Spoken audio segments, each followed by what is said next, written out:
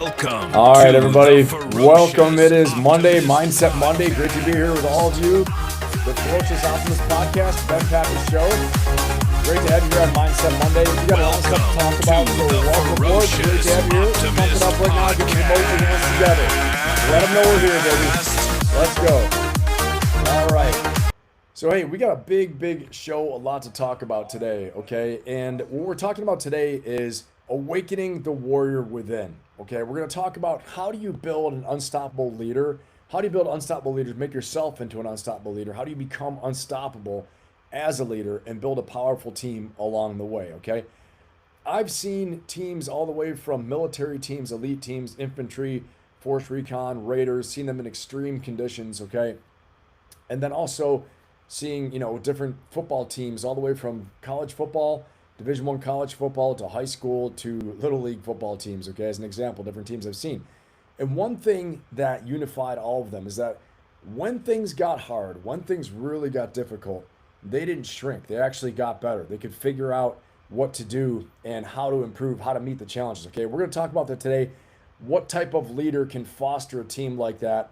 Who leads a team like that? And then also on top of that, how do you become that best version of yourself as a leader? Because make no mistake, it's not just structure, it's not just a team. Great individuals make up great teams, okay? And so we have to learn how to actually lead ourselves first. We have to be able to understand how we work, how do our brains work, how do our emotions work, what will give us the highest degree of energy. You all know, I fully believe 100% that your energy matters almost possibly more than anything with your environment as well too, okay?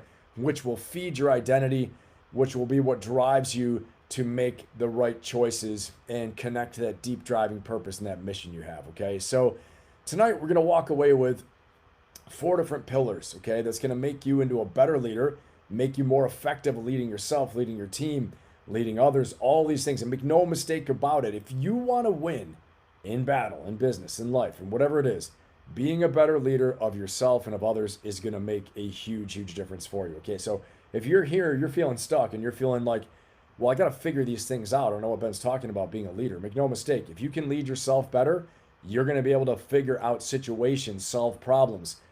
Creative problem solvers are leaders as well too, right? This is all part of it. And you're also going to be able to lead teams, lead your family, lead your team at work, become a leader even if you're not in name the official person having the title.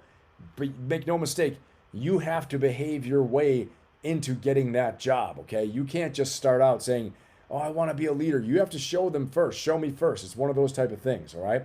You're also going to come away learning about the ferocious optimism. We're going to learn about the combat mindset.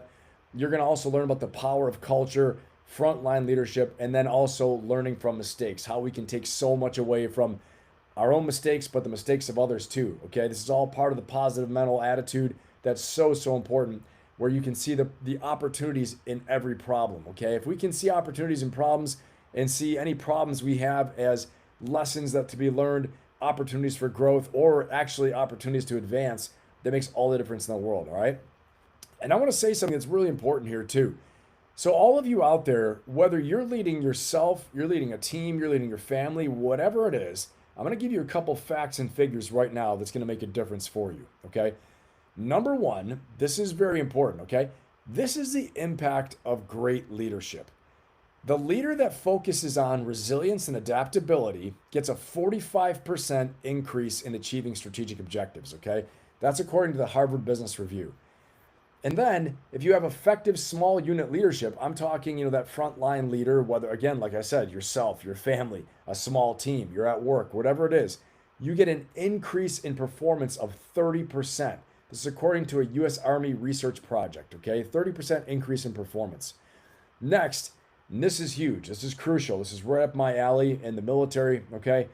The leader that emphasizes grit and resilience gets a 25% increase in performance during crisis. I'm going to say that again. It is noted by the American Psychological Association that the leader that emphasizes grit and resilience, okay, bouncing back, growth mindset, get knocked down, getting back up again, gets a 25% increase in performance during crisis. So what does all this mean? Okay? It means that leadership matters. It matters more than we want to think it does. Okay? It matters so much that companies live and die by their leadership team, okay? You've seen it, I've seen it, we've all seen it. It's not just the technology, it's not just the investments. In fact, you won't get the investments without the right leadership team, okay? We've seen on the world stage how much leadership matters for decisions being made, okay? And the purpose of this channel and of this podcast is to upgrade your life, upgrade my life, upgrade all of our lives, all right? And so I want to make a big focus today on this Mindset Monday. If you're new here, okay, this is Mindset Monday. We're focusing on building you, your mindset, your leadership, inspiring you to make great change, get more confidence and clarity about what your purpose is and your strategy, and make a breakthrough in life, okay? But make no mistake, to do any of that, you need to have great leadership, and leadership of yourself first, but then others. Because a lot of the times, as you know, we don't have the luxury of just leading ourselves. We don't have the luxury of just saying, okay, I'm going to work on myself this week only. It just doesn't happen. I haven't seen that since maybe I was early in high school, early teenager. So you're going to have to lead yourself and set the example and hold yourself accountable while you're holding others accountable, while you're leading others, while you're setting the example, while you're under all the stress and all the strain, okay? But I'm here to tell you it makes a huge difference in your performance, in your team's performance, in everyone's performance, okay? So don't lose hope. Don't lose hope. Understand, this is a sport. Leadership is a performance sport. It's a contact sport too, okay? 45% increase in achieving strategic objectives, 30% increase in performance for good small unit leadership, and emphasizing grit and resilience is a 25% increase. I'll take this any day. If you're a person that's an investor, how would you like to get a 30% return on your investment over time? Pretty damn good, right? If we're looking at the rule of 72, okay, for doubling of investment over time, okay, how quickly it takes an investment to double, 72, the rule of 72 divided by 30, we're talking 2.5 years, you're going to double your investment. So imagine your company, your business, your team, whatever it is, you more than double performance, revenue, whatever, in 2 years. You're cooking, man. That's pretty damn good, okay? Really good. So I want to inspire you about that because it matters, okay? And because it's going to make a major difference in your life.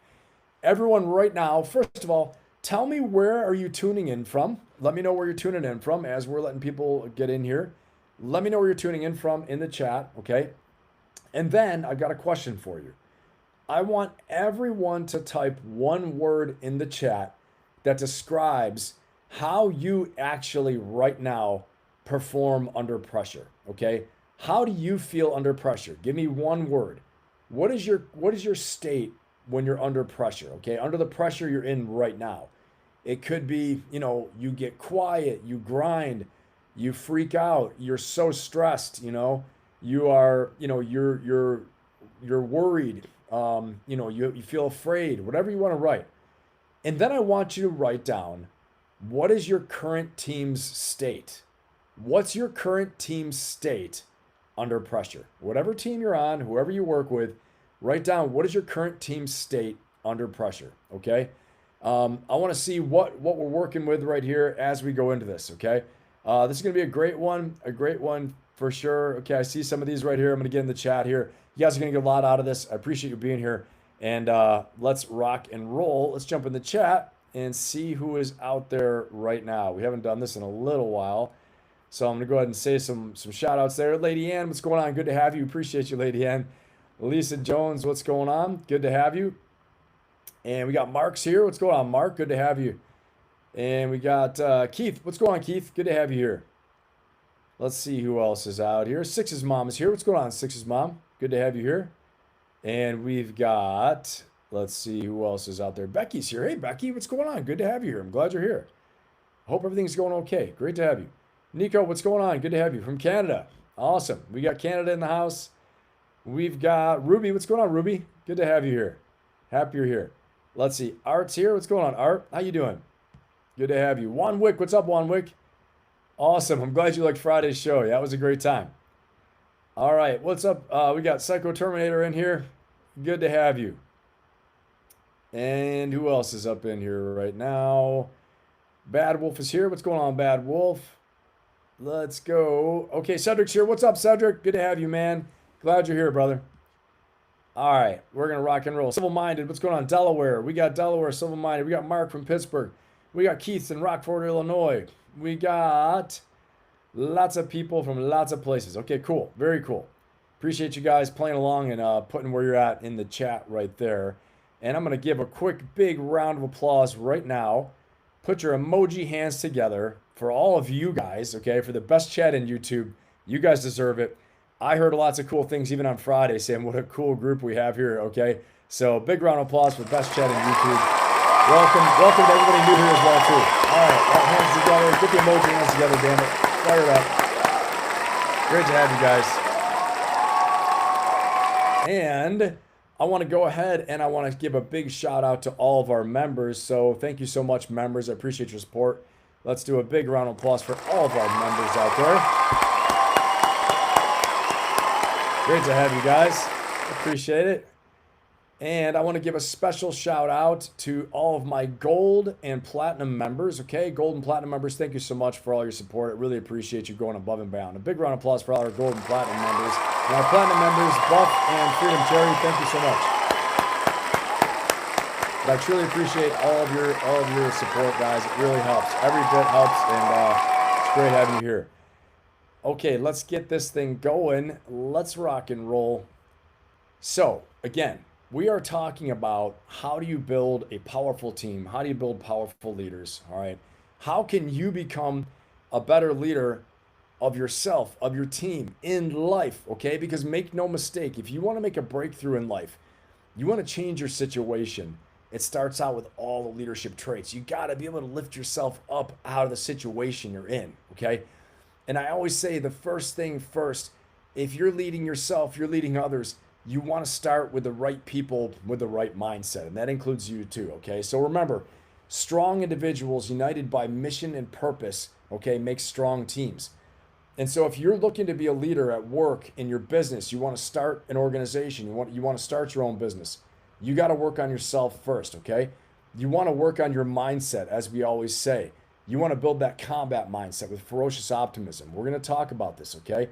You want to have grit and coachability, not just talent. Because if you're one of these people that just has a ton of talent, okay, and you don't have coachability, there's going to be something you don't know. And you're going to get messed up because people are going to vote you off the island. They're going to say, okay, big ego, doesn't think of the team, doesn't want to learn, doesn't want to grow, okay? So always, always, always, we want to hire and keep people for mindset, okay? It's so important. Focuses on yourself too. You must model that behavior. You've got to have the right mindset, okay? And again, we're going to get into that. So I talked about the 7 forces so many times with you guys. If you're new here, guys, if you look in some of my past live streams, I talk about the 7 forces of ferocious optimism. One of the most important ones you need is identity, okay? And just like when I was in the basic recon course, and I was leading Marines through recon training and all those things, a big thing we found out was that the ones who had success were the ones who not so much were the most talented, not even in the best shape. Okay, they had to be in a certain amount of shape, but it was the ones who already decided they were finishers. They decided they were meant to be in recon, and they were going to fulfill that no matter what it took, okay? So again, like I'm saying, how do you become an unstoppable leader? How do you be an unstoppable leader who can lead an amazing elite team and build that team up, build your company, build your team at work, build your family, whatever it is, all right?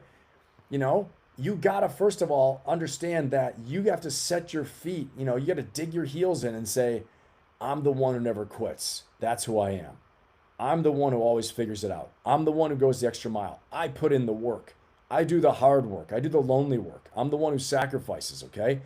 This isn't the channel where I'm going to tell you, poof, you're going to be a millionaire overnight, okay? You might, but there are certain traits that are going to make you successful, okay? Going to give you a great career, going to give you the respect and admiration of the people you lead and the people who lead you, okay? And these are some of them right there. Remember, there are people out there who are talented, very, very talented, but you have talented quitters too, okay, who don't have the right identity. They don't have the right mindset. They don't have a combat mindset. They have high skill, but they have low ownership, okay? These are people who will ruin any team you build, okay, as an entrepreneur, And as a business owner, or as a manager of your team, or as a team leader in your team, or as a rising leader who wants to be recognized, okay, who wants to be on a winning team. Maybe you don't have any formal authority right now, and that's fine. But make no mistake, you have to behave your way. You got to show them and tell them, right, before they're going to give you that job. And if you see people that are super, super talented, but they're quitters, they don't put in the work, they're not consistent, they can ruin the whole team, and they'll ruin your chances as well too, okay? So the best way to do that is you take care of home, follow what you can control, and absolutely just go all in on yourself and what you can control and building yourself up, okay? I'm gonna give you guys a quick case study here. In Ford, the Ford Motor Company, all right? Their CEO, Mullally, took over Ford when it was weeks from collapse, okay? They're about to lose $17 billion. But here's the thing.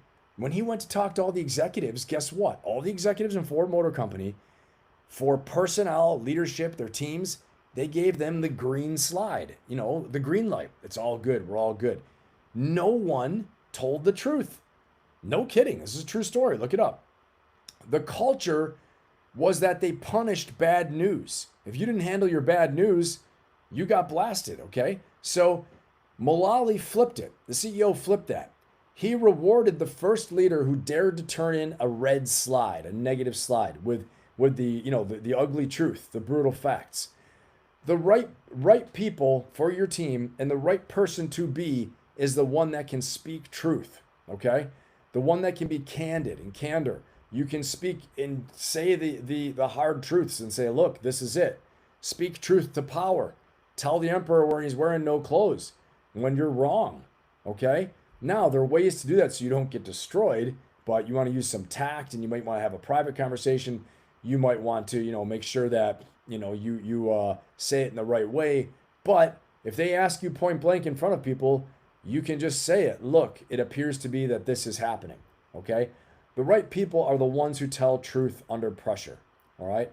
I'm just telling you, go figure on a podcast we're talking about this, right? But what I'm talking about is what it takes to win. From what I've seen in the trenches, very hard situations with elite teams and elite players and elite people in very, very high stress, high stakes environments, okay? And guess what? People who don't focus on these things first, they crack under pressure. Your kids will crack under pressure. You don't focus on it. Your team will crack under pressure. Your players, your employees, you, okay, me, well, all of us, we can crack under pressure if we don't focus on this and we don't make this actually something that we want to work on and we want to strengthen like a muscle. We go to the gym, okay? It matters so much. So you have to remember that. This is an executive lesson out for everybody right here. Skill will fill the seat. Okay, all of you that are leaders out there, like I said, or if you're just a team member at work, and I don't care where you work, look around, listen to what I'm saying. Skill will fill a seat.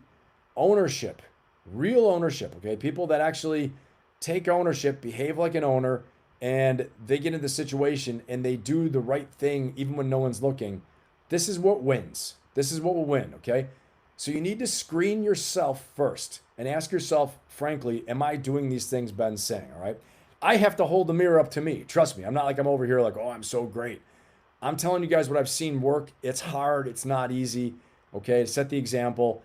Self-accountability will build more trust than almost anything. When you hold yourself to the standard too, and they see you, okay, you let them see you sweat, let them see you bleed, all those things like that. Let them see you putting in the effort, okay? That's a thing. The old thing of don't ever let them see you sweat, that's not true, all right? Especially if you're a team. They want to see you working, see you in the trenches with them, see you caring, okay? And also see you holding yourself accountable. Screen your people and yourself for who runs toward the hard truth instead of hiding it, okay? That's going to matter a lot. That single one trait predicts who is going to win under pressure, who's going to do the right thing and help you under pressure, okay? I'm telling you, and something I will say as well too, people always have asked me, how do you know if someone's going to have physical courage in combat and all these other places, okay? In combat or in dangerous situations. Who are the ones who stand and fight? Who are the ones who do the right thing? Who are the ones that do their job and don't panic?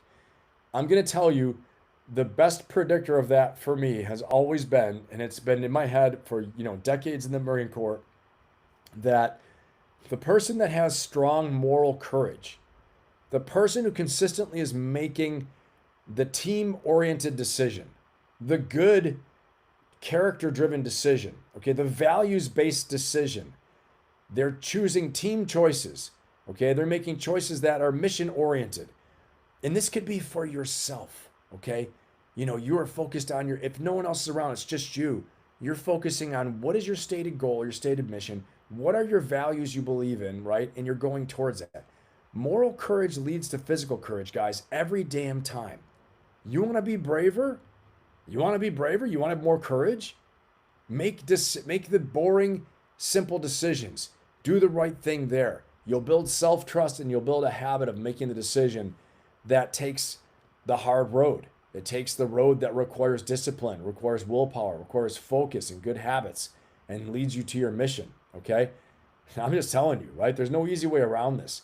The person that's always sliming around, cutting corners, doing the things that they know they shouldn't be doing, they're wrong. You think that when that pressure hits, their default is going to be to look for the easy way out, the sneaky way out, the slimy way out, okay? Trust me, trust me, trust me. This is why we emphasize doing the hard things all the time, doing the things that are disciplined, okay? Doing the little details, because moral courage leads to physical courage. Point, period, paragraph, every time. If you want to get braver, you want to be more confident at work, do the small things even when no one's looking. Then do them at work, okay? Then hold yourself accountable. Then when the hard time comes, you're going to be like, well, default, it's the pathway that's going to illuminate for you is the hard one, okay? The one that's the right one for the mission and for the team, the selfless one, the leadership one, okay? That's going to illuminate, all right? I'm telling you, that's how it'll be. And you'll be like, okay, that's what I have to do. The other one won't even be an option, okay? The one that's like not brave, not right for the mission won't even be an option. You'll see it, but you're like, yeah, that's not even an option. This is the one. This is it, okay? So that's how it is. That's the single trait that's going to predict who is going to kick ass under extreme pressure, okay? So let me jump in here in the chat real quick. I want to see what you guys put in for how you behave under pressure and how your team behaves under pressure. Got a lot of, hey, Juan Wick, I see you in there, Juan Wick. Let's see. Ooh, that's scary, Keith. They're actually getting rid of everybody with moral courage in the Officer Corps. That's kind of scary. That's scary if it's true. Let's see here.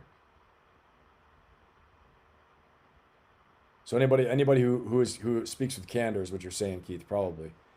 That's rough. That's rough. I'd have to really look at it. I haven't looked at it enough, but that is scary if that's true. All right, let's see what we got here. Okay, people get quieter. Ruby said you get quieter. Okay, got you. Leadership in law enforcement is so critical, as you know. Yep, that's right, Juan Wick. What's up, John from Texas? Lady Ann, California. Okay, I see that. Alexandria, Virginia. Lisa Jones. Okay, Keith, one honest answer is calm and numb. Okay, I appreciate that. I appreciate you sharing that. Cedric, Bay Area, pressure and performance steady. Team appears the same. Okay, that's good. That's good, Cedric. Awesome. Civil Minded says patient. My wife needs me to be good. Okay, that's good. Awesome. Hey, appreciate it, Psycho. Appreciate it. Let's see here. Okay, we got some more. Yep, Becky says there's no I in team. There is a me, though, if you jumble it up. I know I can count on that for you. Let's see. J-Rod says, I feel like I've lost my fire. Okay, J-Rod. Got you. Well, you're in the right place. You're in the right place for sure. And honestly, if you're interested, I think you'd get a lot out of my Ferocious Optimist coaching membership. The link is in the chat. Check it out, okay? It'll lead you to the page and describe everything for you. Check it out. It's a great place for you with a great community, awesome people in there. Some of them are here in the chat right now. Okay, let's see. And then team, how did your teams perform? Let's see. Yeah. Okay. Mark, Ben, what's the difference between a leader and a supervisor? I'd say, Mark, I would say a supervisor can be a leader, right? A supervisor can be a leader. It just depends. I think, remember, here's the thing, guys. There are bad leaders and they're good leaders, okay? I've heard this before. People, I got in a debate with someone on LinkedIn. They said, there are no bad leaders. If you're a leader, you're a good leader. Otherwise, you're a manager. Well, I'm going to tell you, managerial skills are important for large organizations. Okay, they're important if you're a leader. You need to know how to manage resources. Typically, as I've heard this before, I think it's a good description. We manage resources, okay, but we lead people because leadership has lots of intrinsic things and intangible, okay, intangible things. We can't put our finger on them, like spiritual, energetic, emotional. It's the art of influence. Leadership itself is the art of influence, okay? Being able to, as General Eisenhower said, have people do the things that you want them to do because they want to do it. So you've convinced them. You're storytelling enough, showing them that this is why this is important. And based upon their own, I would say based upon their own ideals, their values, the fact that they're in this mission with you is why they decide that it's something they should do. It's worthwhile doing. Okay. Hopefully that answers the question, Mark. Does that answer the question? Yeah, and I think a supervisor probably has to be a leader in a lot of ways. Okay. So I think it's just a title. He's the one who's supervising, making sure things get done. Now, he may not have to lead in every leadership competency, but he's probably going to have to make sure he has to probably set the example. He probably has to do a lot of leadership traits, things like that. So hopefully that's a good answer. That helps. Mark, let me know if that answers the question. Okay. Lady Ann, I get common focus under pressure, much attention, regular breathing. That's great. That's good. That's good. Lady Ann, excellent. All right, guys, let's keep on driving here. Let's keep on rolling. As always, throw any questions you have for me in the chat, and I will get to them for sure. Let's see here. Got it. Okay, thanks, Mark. Appreciate it. All right, so let's talk about pillar number 1, the right people with the right mindset. Now, as I've said before, right? I've said this before. We just talked about this. Pillar number 1. Pillar number 2, we're talking about ferocious optimism and the combat mindset, okay? So what is ferocious optimism? We've talked about this so many times. I talk a lot to you guys about the 7 forces of ferocious optimism. Ferocious optimism is the power of belief, beliefs that drive thoughts drive actions. You see the opportunity in every situation and belief that you can change your situation, okay? It's also the belief that everyone has a unique personal genius, a talent, a discipline, a work ethic, whatever it is, that is their highest and best self. When they tap into it and they grow it, they make it powerful, the best it can be, it leads them to become their highest and best self, okay? If you guys haven't seen it yet, I have a TEDx talk that's on the TEDx platform where I give a talk about ferocious optimism, all right? Leadership is the art of influence and drawing out this highest and best version of themselves, of the people you lead, of themselves, okay? And then also in ferocious optimism, it's a belief in the power state, the mental focus plus physical energy, the questions you ask yourself, okay? All these things will equal more energy and higher performance. I want to talk about this a little more in depth because I think it's so important. You have to understand that we think 60 to 70,000 thoughts per day, okay? And of those 60 to 70,000 thoughts per day, they are largely the same, okay? 90% of them are the same, all right? So if you're thinking 60 to 70,000 thoughts per day, 90% of them are pretty much the same. And we believe that our thoughts are what lead to our actions, okay? If you guys can believe that, all right? And if you can accept that premise that our thoughts influence our actions, then if you're doing the same thoughts, basically 90% of them every single day, therefore you're going to take the same actions every single day, okay? Which are reinforcing your beliefs along the way because your beliefs anchor your thoughts, all right? And therefore, you're taking the same actions, having the same beliefs, the same thoughts. You're going to build habits, powerful habits anchored by belief, okay? And identity and the story you tell yourself, okay? If you keep doing this, let's say one day after another for a month, 12 months, 36 months, 5 years. You are building your destiny. Okay? So give me a 1 in the chat if you can accept that. If you understand what I'm saying and you can see what I'm saying, give me a 1 in the chat, because I want to see what you guys think about that. All right? If you can accept that our thoughts along with our beliefs influence our actions, and our actions therefore influence our habits, and our habits lead to our destiny, give me a 1 in the chat. I want to see what you guys think about that. Okay? Again, it's Mindset Monday. If you're new here, this is what we do on Mondays. Don't forget to like, subscribe, and share if you think someone will get something out of us. This is the place today, right here. We are going to help you build an unstoppable mindset. We're going to help you be a better leader.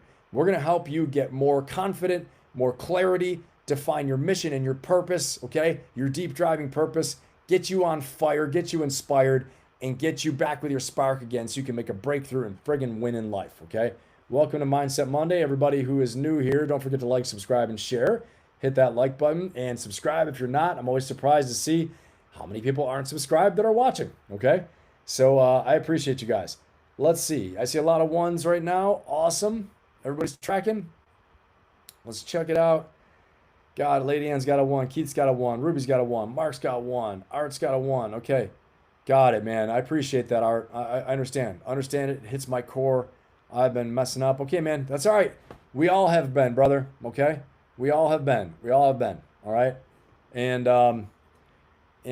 so don't worry. Okay? You're here. You're in the right place. It's the right community. And we're going to get you right. Okay? Here's the thing. Once you know how it works, when you know how your mind works, it's super cool. When you know how your mind and your emotions are connected, okay? Super cool. Guys, I've spent like my lifetime looking at this. I'm like, how do we do some of the crazy stuff we do? How do we charge into machine gun fire? Why do we do this? Why do we do that? How are some people so successful and others aren't? How are some people afraid and others aren't? How are people afraid yet they take action, courageous action? How are some people succeeding in business and in their careers and others aren't? Okay? And so I use the Marine Corps and football, my probably major experiences, and now business for the past 8 years, to really make these into a laboratory where I studied these things, guys, okay? And so the connection in our mind, the direction of our thoughts, directing your mental focus, okay? Which impacts your emotions, because what you focus on, you feel, okay? What you focus on, you get more of. The key then, therefore, the key is to direct our thoughts, which is the M, mindset, in the 7 forces of ferocious optimism, okay? I know I'm putting a lot out there.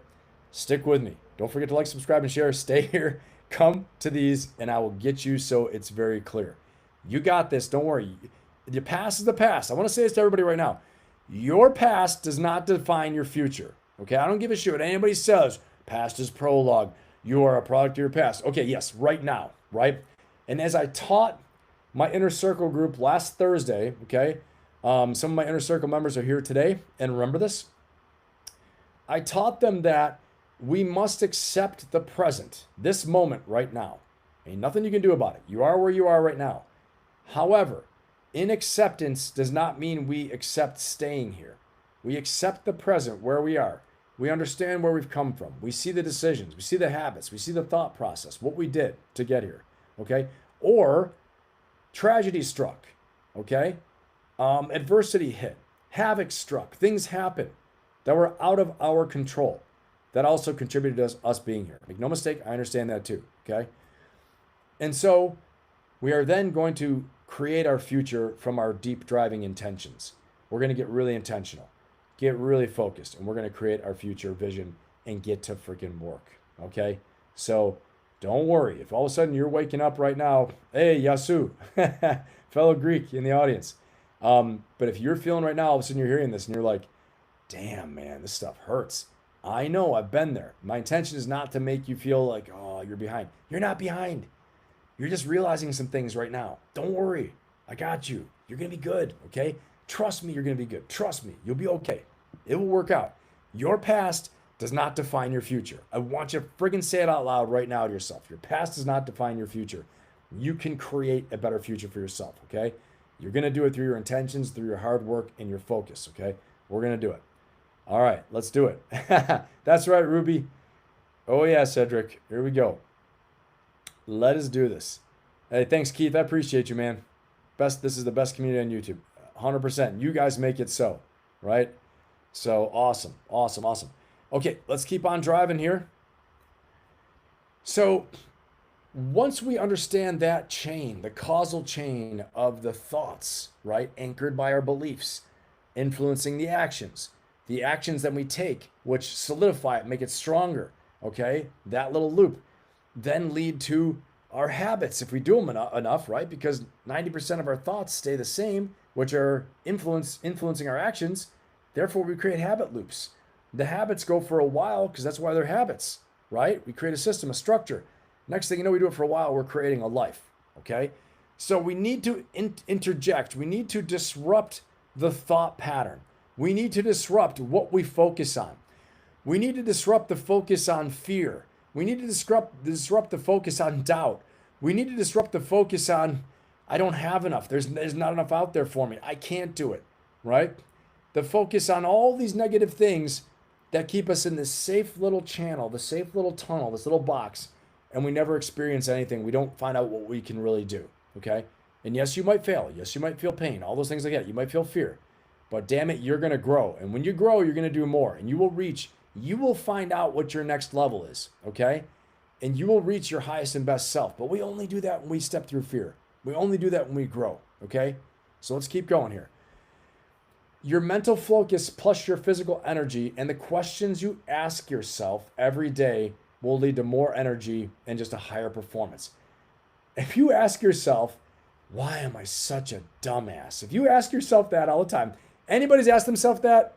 Give me a 1 in the chat if you asked yourself before. I know you have. I better see some freaking ones. Oh, why am I such a dumbass? That's a question. Your mind's going to answer. It's going to tell you. This is why you're such a dumbass. Let me count the ways. Oh, how do I love thee? Let me count the ways. You're a dumbass for this, a dumbass for that, okay? And you're so stupid, you're so stupid, you're so stupid. That's what's going to happen, all right? I'm not kidding, right? You beat yourself up so much, you're going to stop betting on yourself. You're going to stop trusting yourself. You're going to stop dreaming. Your unconscious mind will go dormant. Your imagination will go dormant. Your imagination is the most powerful thing you have in your mind. It is the creative problem solver that pieces information together, pieces ideas together, and says, this is the path. That's the way. This is how I have to do it, okay? It's your calculator. It's your strategic calculator. I see a lot of it. Ruby, Daly, Cedric, Keith, everybody's in there. Mark's got it. Okay. Art's got that. Yep. Everybody, lots of ones. Okay. I'm going to put a lot of ones for myself too because I'm with you guys. All right. There you go. I've got it should be more. It should be like 500. Okay. But I've gotten better. I've gotten a lot better about it. I stop myself like brakes in a car and I say, okay, well, that didn't work. Whatever I set up before did not lead to success. What's the lesson to be learned here? These are better questions. Then my giant Google search engine with my imagination is looking now, searching, scanning. What is the lesson to be learned here? How can I grow from this? What's the opportunity in this? This is where you win. This is it.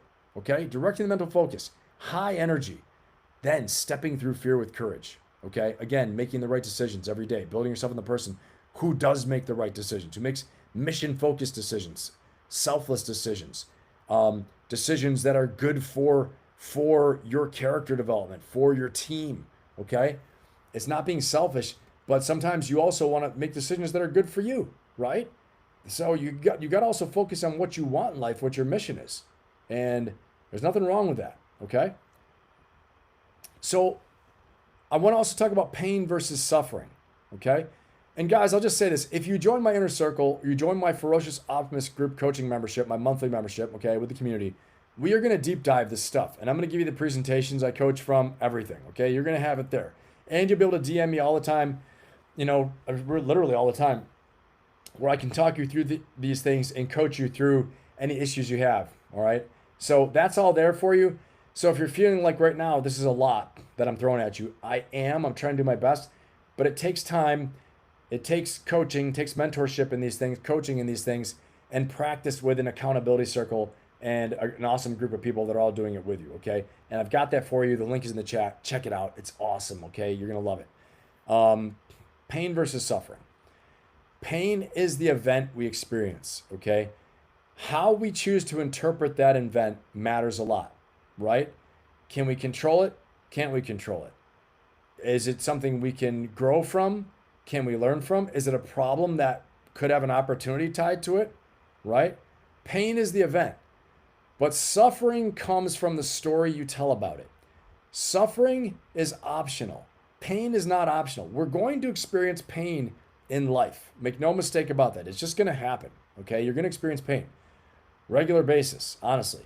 Hopefully not too much, but it's going to happen, all right?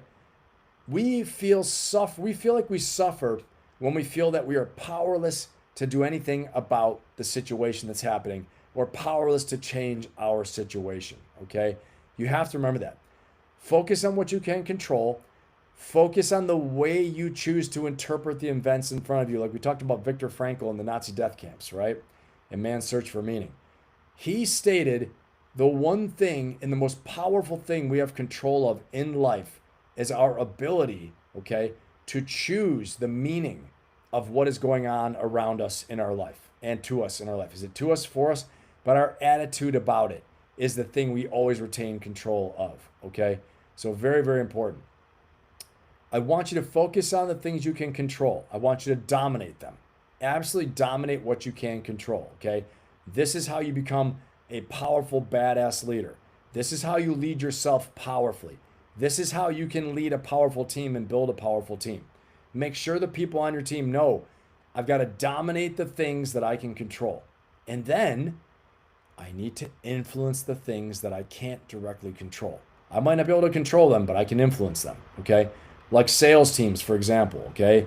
They're trying to make sales. You can't always, I should say, or ever control exactly the decision they're going to make. But damn it, you can influence them. You can have a good story. You can know your stuff. You can be confident in it. That will lead people to see the value in what you're providing or selling if you're in a sales team at work, okay? So you might not be able to control the decision they make, but damn it, you can influence it. So focus first on what you can control, then focus on what you can influence, all right? Next, the growth mindset. You got to know that your abilities are not fixed. I told you this before. Your abilities are not fixed. The fixed mindset says you got what you got. That's all you got, okay? You can't grow. You can't learn. Your abilities and skills are fixed, okay? The growth mindset says my past does not determine my future, okay? Whatever your past, know this, that you can grow and you can make something happen. You can grow beyond your current skills, your current abilities, but it's going to take some effort. It's going to take you stepping up through fear, no doubt about it. But you want to make sure you focus as a leader. Lead with a growth mindset for you, for your team, for your people. It makes all the difference in the world. People won't quit on themselves. You want them to get to their next level, okay? If you're a parent, you want to lead your kids, make sure they know you're not stuck. There is a chance for you to grow, to get better, okay? Sure, we hit our natural talent limitations sometimes, but I'm going to tell you, through hard work, through dedication, you can exceed even what your talent limitations are, okay? You might not be able to make somebody grow taller, right, for example, but you can get way better at every skill just about out there, okay? So growth mindset, growth mindset, growth mindset. Now, I'm going to talk to you guys about the combat mindset. Two mindsets, the growth mindset and then the combat mindset, okay? I want you to always keep in mind the combat mindset is what puts the ferocious in ferocious optimism, all right?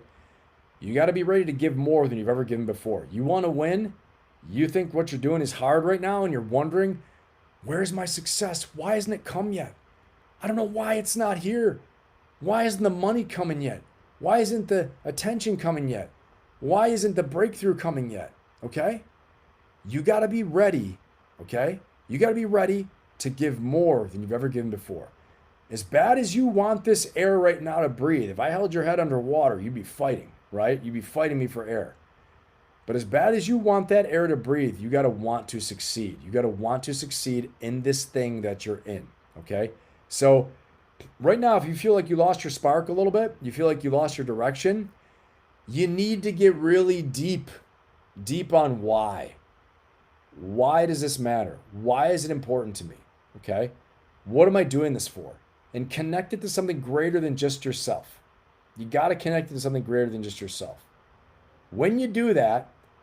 you're going to light the fire and light the spark. Okay? You have this big, powerful purpose, this passion, this passionate, powerful purpose. Big reason why you're doing it. If it's work and work is hard and work is boring and work's a drag, remember, work is a vehicle. Work is a vehicle for us to meet our needs for the things that are important to us. Maybe it's your family that's important to you. Maybe it's respect that's important to you. Maybe it's to prove people wrong who said you're a bum and you can't do it. You're like, you know what? I'm going to freaking show you. I'm going to do something hard. I'm going to do it, and I'm going to do it freaking well. More disciplined than you, jackass. I'm going to show you, okay? That's okay. I mean, nothing wrong with that. Some of these people that are like, don't ever do anything unless it's absolutely what you love. I don't know. I mean, maybe you love whooping people's ass. But the workouts are hard. The training's hard. All the stuff's hard. But you want to compete. You like competing. You gamify work. If you gamify work and you're like, I like to compete. Yeah, maybe this isn't the coolest job in the world, but I can make it cool by competing and by leading.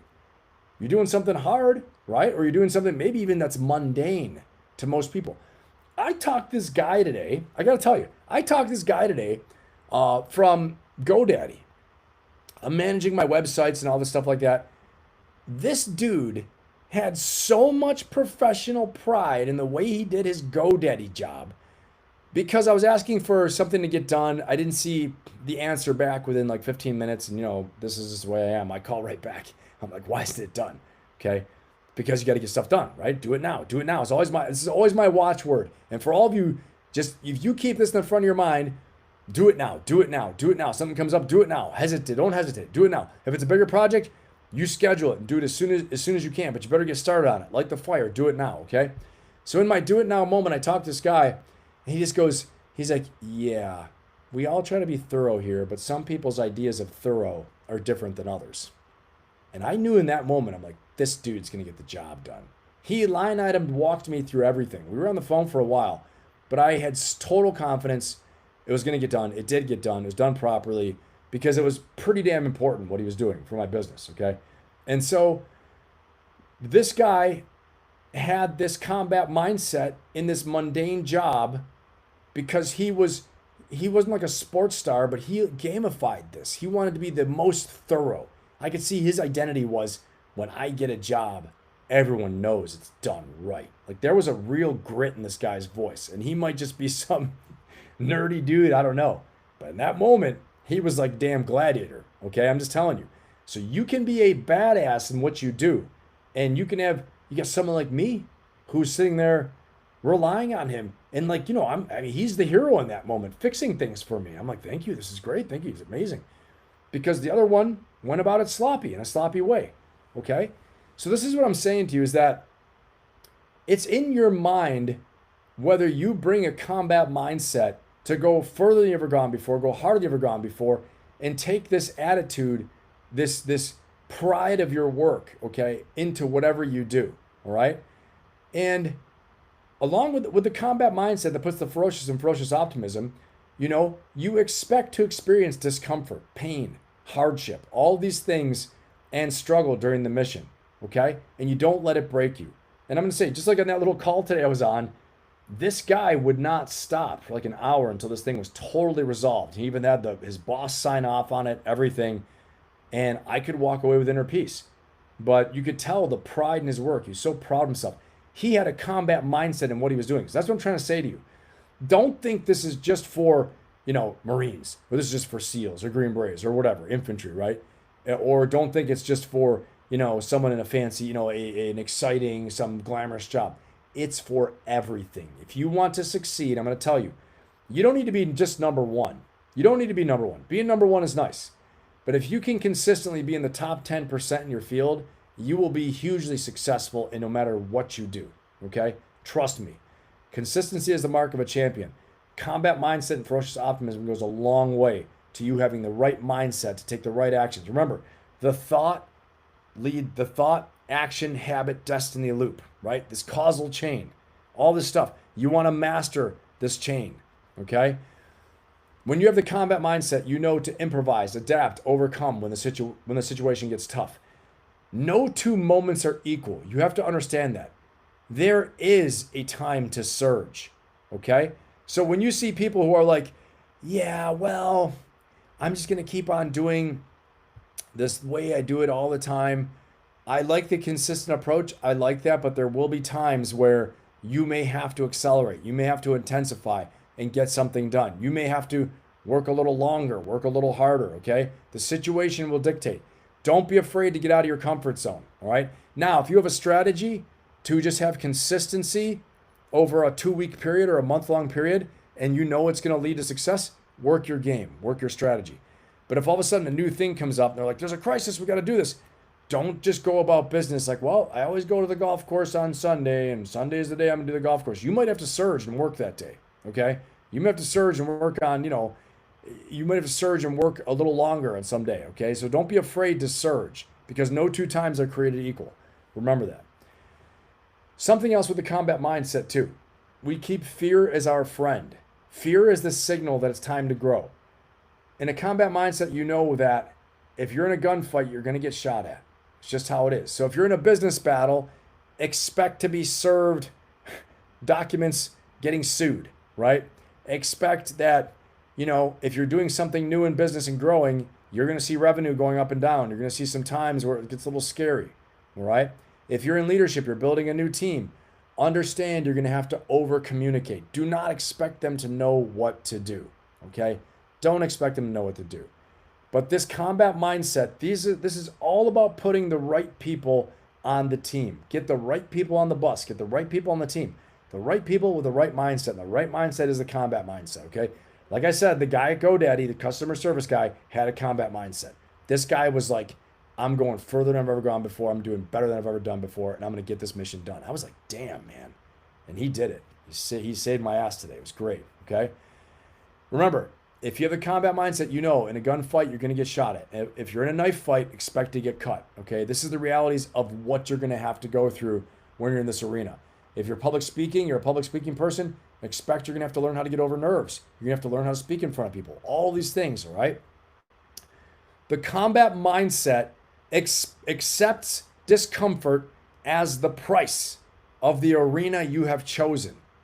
And guys, if you want to grow, you got to step through fear. You got to step through discomfort. And the combat mindset will allow you to do that. It is part of the territory.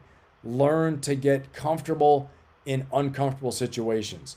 Learn to exist in discomfort. Learn to feel comfortable in uncertainty with fear and anxiety, all these things around you, okay? Know how to manage it through I know some of you mentioned deep breathing. We've done deep breathing before here on the show.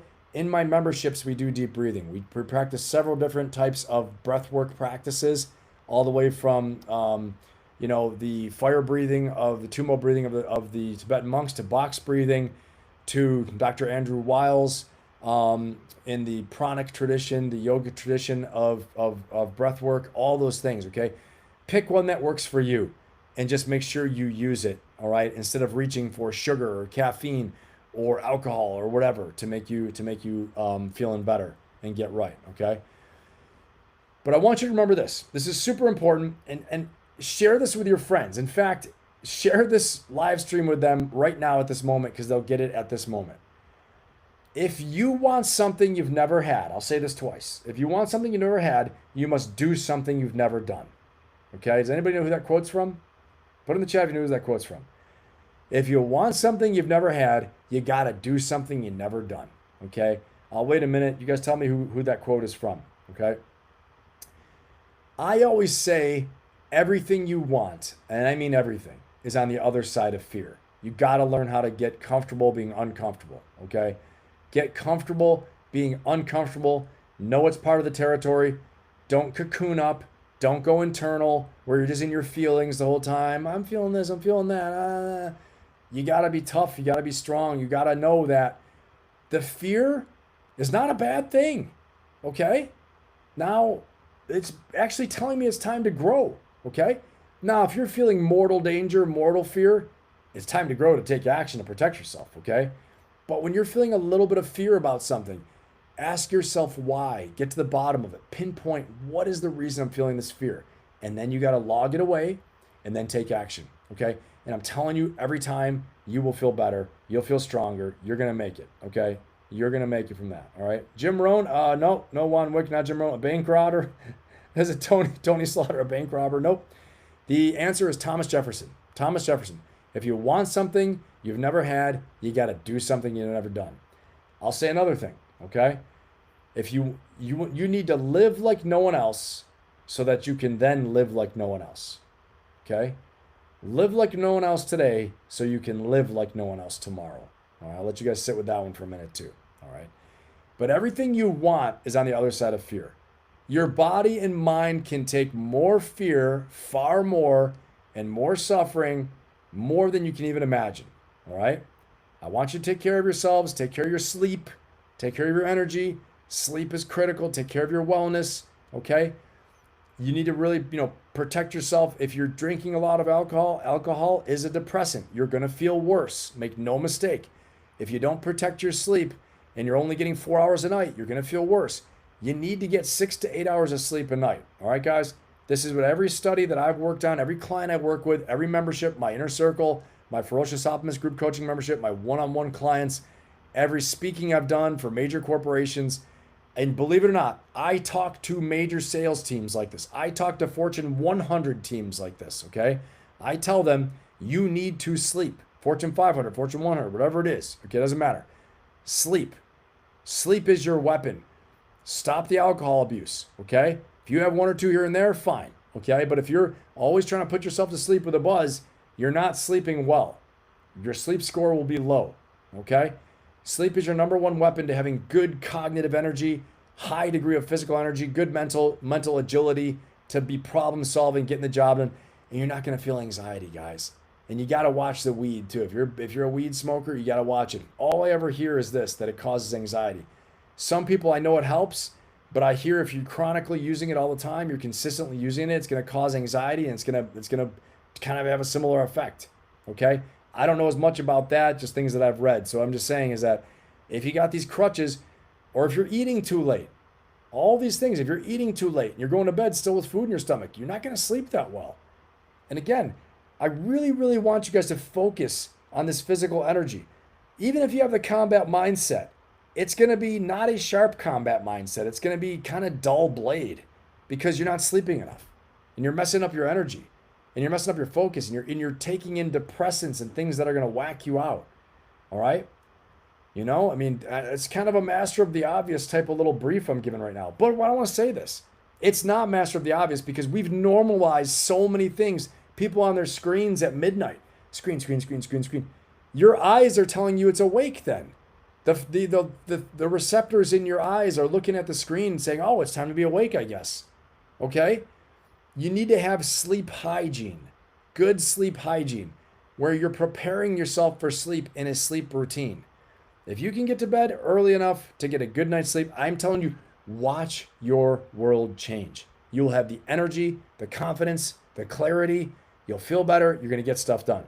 And then if you have everything else I'm talking about, like directing your thoughts, you have a plan, you have goals, you have a strategy, you know your deep driving purpose, you have your mission set, you got your plan, right? You're going to be unstoppable. This is what I said today. We're going to build an unstoppable leader. We're going to build an unstoppable team. Your team.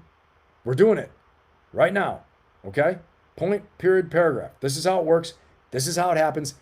I have led elite teams for a long freaking time. Right now as a coach, I work with elite organizations, elite people all the time. Okay? And I'm telling you, I start out this way with everybody. How are you sleeping? What's your night bedtime routine?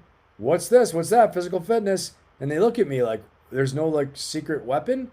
There's some secret weapons, okay? But it's like an Olympic coach. It's like like a football coach, like a mixed martial arts coach, like a martial arts coach. You got to learn the tools and techniques, and then you got to practice them, and you got to refine them, and you got to get better until they're ingrained as habits and ingrained like shooting habits, okay? You don't learn to become a shooter like Juan Wick in 1 week or 1 month at the range or 1 year at the range, okay? It's going to take a while. Now, I can help you to change your habits. I can help you to get on fire and make a breakthrough through your personal actions, your habits of thought, your strategy. I can do that probably in 1 month, okay? And I can get you really, really deeply ingrained and absolutely crushing it within 3 to 6. Okay, now the real game comes in sustainment.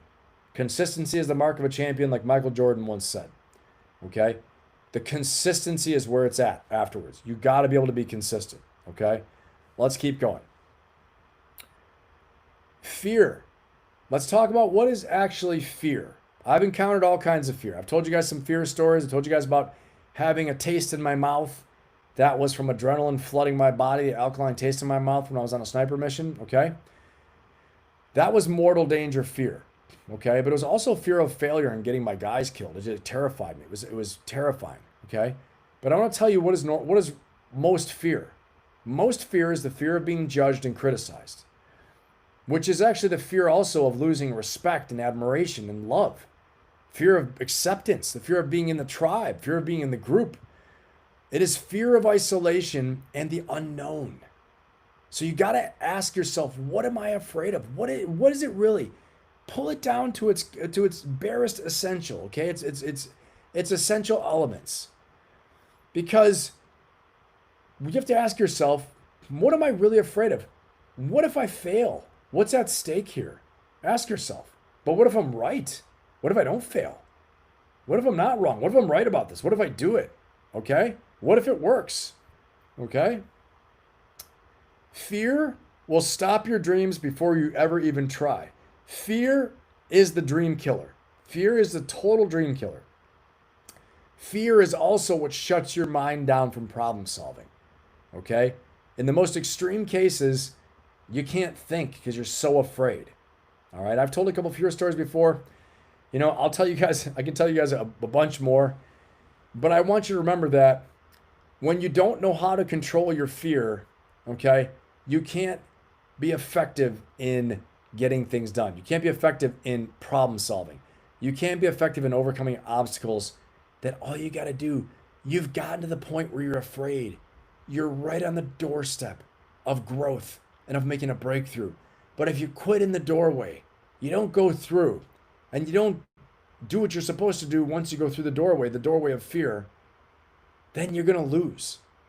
The biggest battle is getting through that doorway, crossing the threshold of fear, and then beginning to do the work, whatever it is, okay?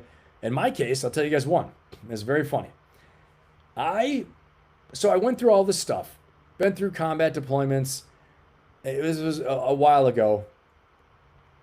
After going through a couple of combat deployments, combat missions, you name it, having some very, very terrifying times, okay? I decided to enroll in acting at UCLA, all right? So I go in and start acting at UCLA. I do well enough that I get invited to go to this theater in Hollywood called the Second Story Theater, okay? It was for professional working actors. They invited me to be a part of it and to develop as an actor. And so very cool. I was put on scholarship there, so it was really, really nice. And so great opportunity around some very, very talented people. And so I will tell you, my first day there, I have to get up in front of the theater, and there are probably 20 or 30 working actors in there, along with my teachers who are fairly famous actor and actress team, okay, husband and wife team. Pretty damn well known in Hollywood, everyone knew them in Hollywood and in LA. But they'd been in a bunch of movies, co-starring in movies, with big names, all stuff like that. So it's a legitimate place. I can't tell you, I was up number 3, number 4. While I'm waiting, this is a combat veteran with all the stuff I've done, all the qualifications, all the jumping out of airplanes, all the diving, blah, blah, blah, Marine Corps, you name it, fighting, getting in the ring with people, in front of my guys, in front of people, lots of pressure, college football, you name it, right? Public speaking, I've done it. I'm in this place now, and I'm here to tell you, I knew my time was coming. And with every person that got up on the stage and got off, okay, I had to get up and do a 2-minute monologue or a 2 to 4 minute monologue in front of people, really acting, really talking, but they're judging me. They're really watching me for everything I do. Is it authentic? Is it good? Could he go, could he work? This is a critique, okay? It's a moment where it's like a test. And it's my first day. And so I get up on there. I'm sitting there waiting. I know I'm up next. I've got a couple minutes before I go on, right? The person in front of me is going. I look down and my shirt my heart is beating out of my chest like this. I felt so much fear. It wasn't the same fear like in the sniper mission, like, the really absolute adrenaline dump where I taste the alkaline taste in my mouth. It was such a fear of being judged and criticized and losing respect and being made fun of or whatever. I was terrified. It was crazy. I'd never seen my heart beat out of my chest like that. Never. I had to practice combat breathing before going on as an actor. And then my time came and I walked down those stairs. And this is where all my training, all the combat, all the Marine Corps stuff came into play, and all my, past experiences in football and everything else I'd done. And I'd been an actor before too. I'd done acting before, okay? So I'd done some acting before. I'd been in plays and things like that, or, I acted up in Cal State CSMUMB, Cal State Monterey Bay before. And so, and had been in some stuff, right? So I had some experience, but this was like the deep end of the pool.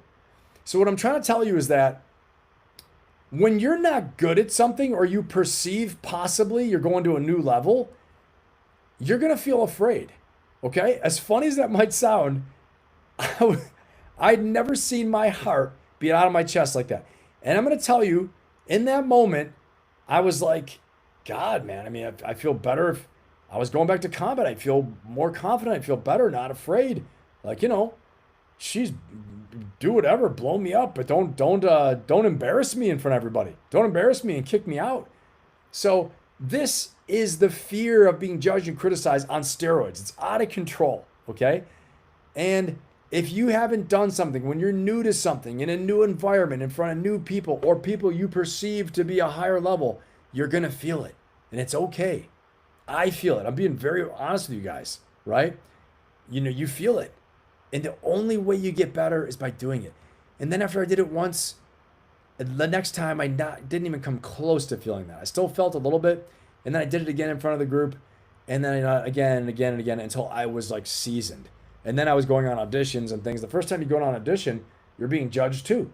Being judged, like going on a job interview. You guys know this if you go on job interviews. This is a job interview. You feel a little afraid. You feel a little nervous. But after you've been doing it for a while, you can become battle hardened, okay? So again, the better part of courage is having done a thing before, right? I know it's a funny story. When I tell it in front of big audiences, I'm laughing my ass off because it's really true. Like, I felt like I wasn't even this afraid on combat missions, except for that one. But that was the first time I ever experienced that with the taste in my mouth, and I really thought that might be the end. That was pretty crazy. But later, other combat deployments, other combat situations, I've been in close to similar situations, and I never experienced that again. Except I had already felt it once. I was stress inoculated. I knew I had a pathway where if I keep thinking, I keep solving problems, I will be okay. My guys will be okay. I learned a lesson from that. Same thing in the acting environment. I learned that I can do it. I don't know if it's the best thing in the world, but I didn't get slapped around or kicked out. So it was halfway decent, right? So I keep going.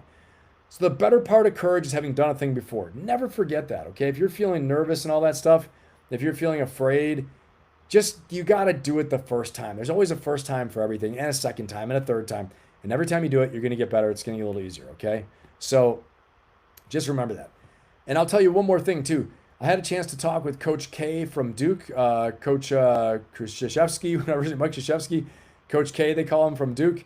And he told me when he was coaching at Duke and coaching the Olympic team, he never even allowed his guys to have so much as a sigh if they made a mistake. Okay, if they missed a shot in an important game, they couldn't even go, oh. He would outlaw it and make them run sprints if they did it. Okay, because the key is this: failure is never final, right?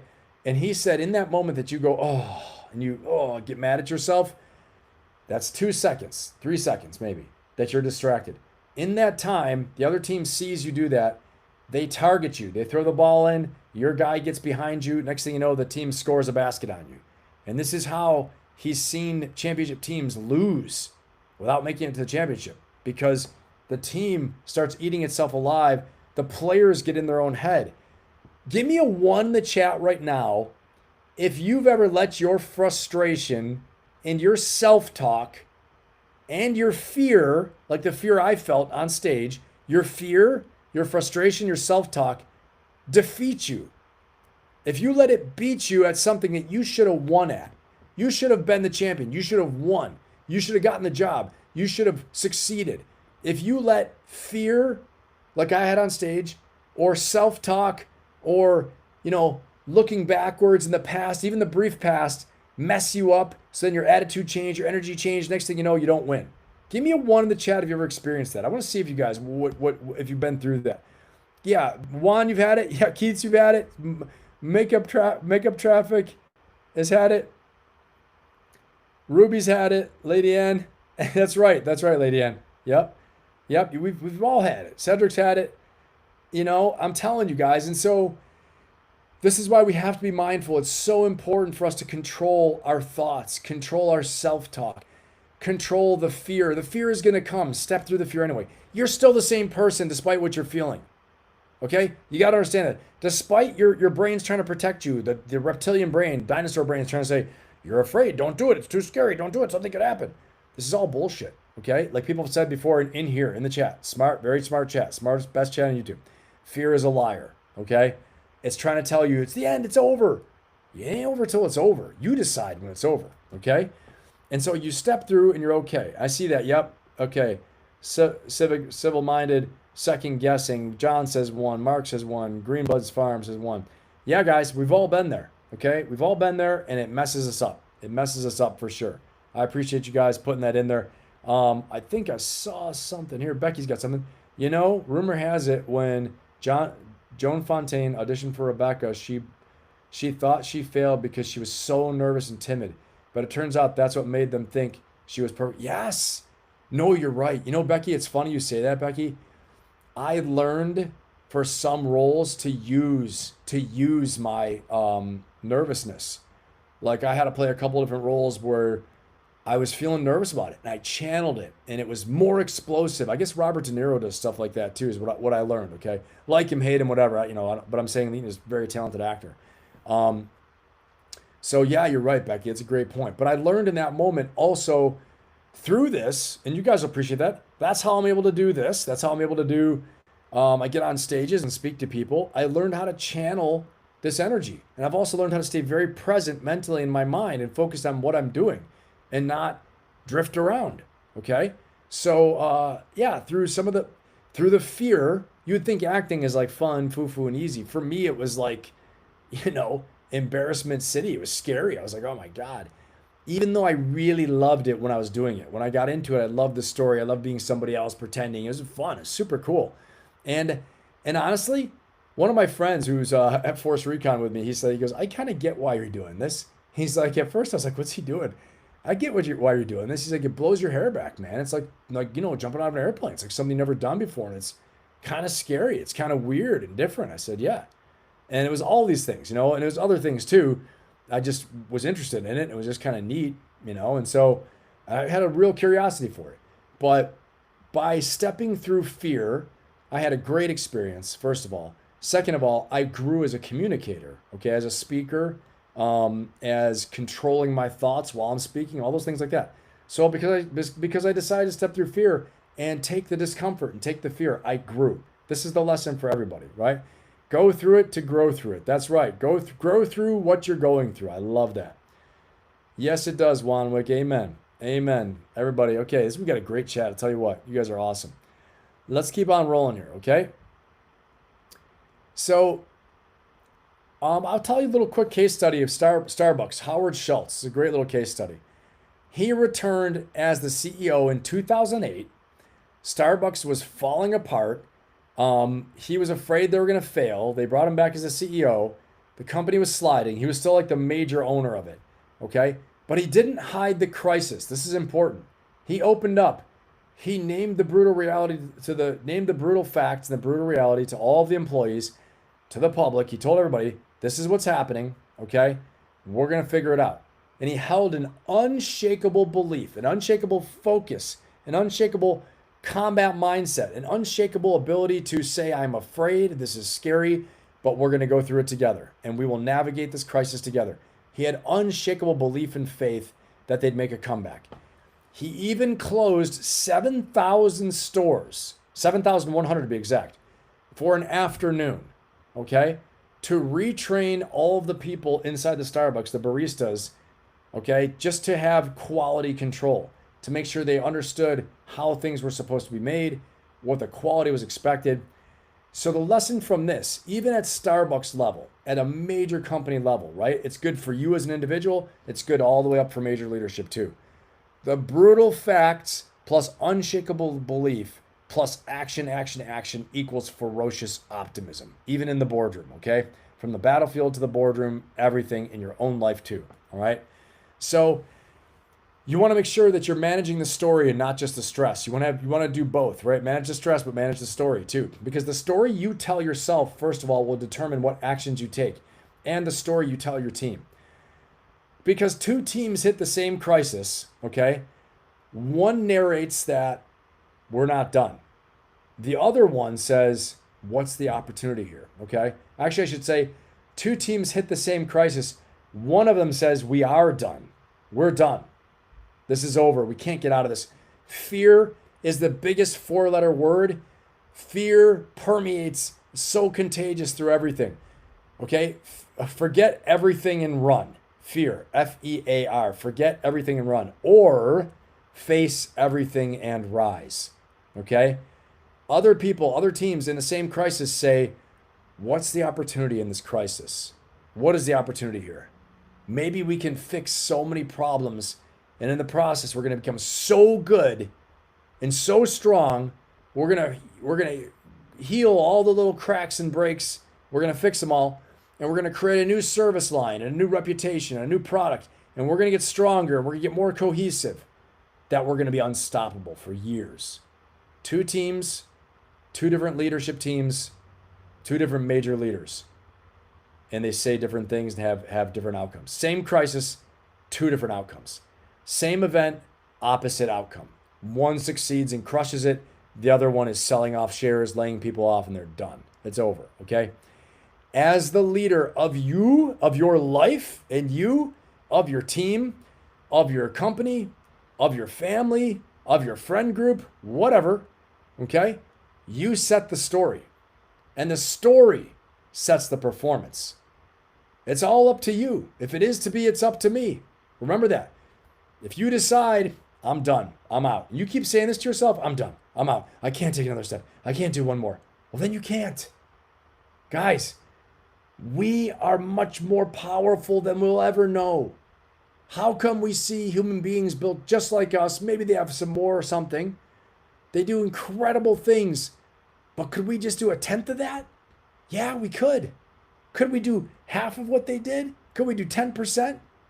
And the 10% might be 1,000% more than we're doing now? Yes, we could. And then you build up to what they're doing. Okay? You set the story sets the performance. And it'll inspire so many people. The things you say to yourself, the story you set in your mind, the faith you have, right? You really, when it gets hard, your faith really gets tested. What do you really believe? What are you really to bet your money on? Where are you willing to put your mouth? Your money, money where your mouth is. And your feet, where you go, shows what you really believe. The way you're acting, the things you're doing show. Okay? If you're really all in. All these things. But the story you're telling here will dictate what the performance is. I'm just telling you. Okay? First with the head, then with the heart. First with the head, you set it. You say it, it's going to be this, and then you get to work. You let your heart pump, get the energy, get the vitality, put everything you got behind, okay? Recruit a team to you.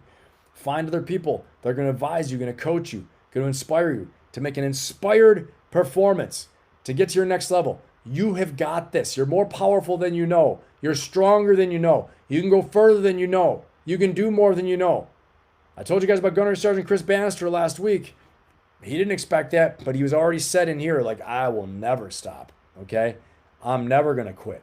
And right about now, I think it's time, if I can find it, I'm going to say the Recon Creed to you guys, at least part of it. I think it's super important. I'm going to say this to you right now, one part of it, so I don't just recite the whole damn thing, because then we'll be here a couple minutes, but Recon Creed. Okay? Here we go. I'm going to say this to you guys. There's a couple parts to it, but I want to say one part that is very, that just always hits me, okay? And I think it's really important. What the hell? I'll read the whole thing to you guys. Here we go. Realizing it is my choice and my choice alone to be a reconnaissance Marine, I accept all challenges involved with this profession. Forever shall I strive to maintain the tremendous reputation of those who've gone before me. Exceeding beyond limitations set down by others shall be my goal. Sacrificing personal comforts and dedicating myself to the completion of the reconnaissance mission shall be my life. Physical fitness, mental attitude, and high ethics. The title of Recon Marine is my honor. I'm getting my hair standing up on end right now.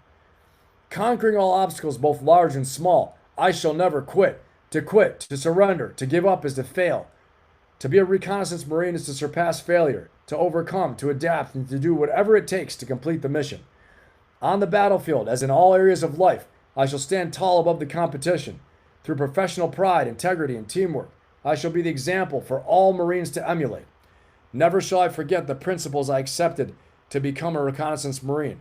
Honor, perseverance, and spirit and heart. A recon Marine can speak without saying a word and achieve what others can only imagine. I'm going to tell you what, some of those lines right there, this one in particular, to quit, to surrender, to give up is to fail. To be a reconnaissance Marine is to surpass failure, to overcome, to adapt, and to do whatever it takes to complete the recon mission. This is combat mindset in a nutshell. This makes my hair stand on end. This is what formed a powerful team, because I knew everyone on my team in Force Recon had sworn to this creed, okay? And was sworn to this and deeply believed it. It was a part of who they were in their ethos. Nothing was going to beat us, okay? Because they would never quit. They would never quit, all right?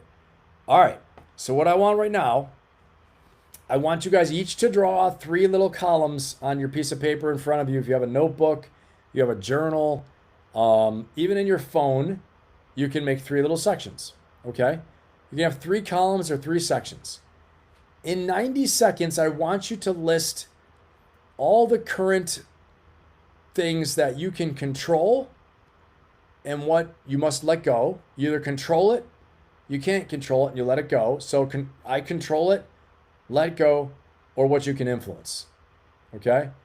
Or you can say it like this: what you control, what you can influence, and then what you just have to let go because you don't have any influence over it, all right?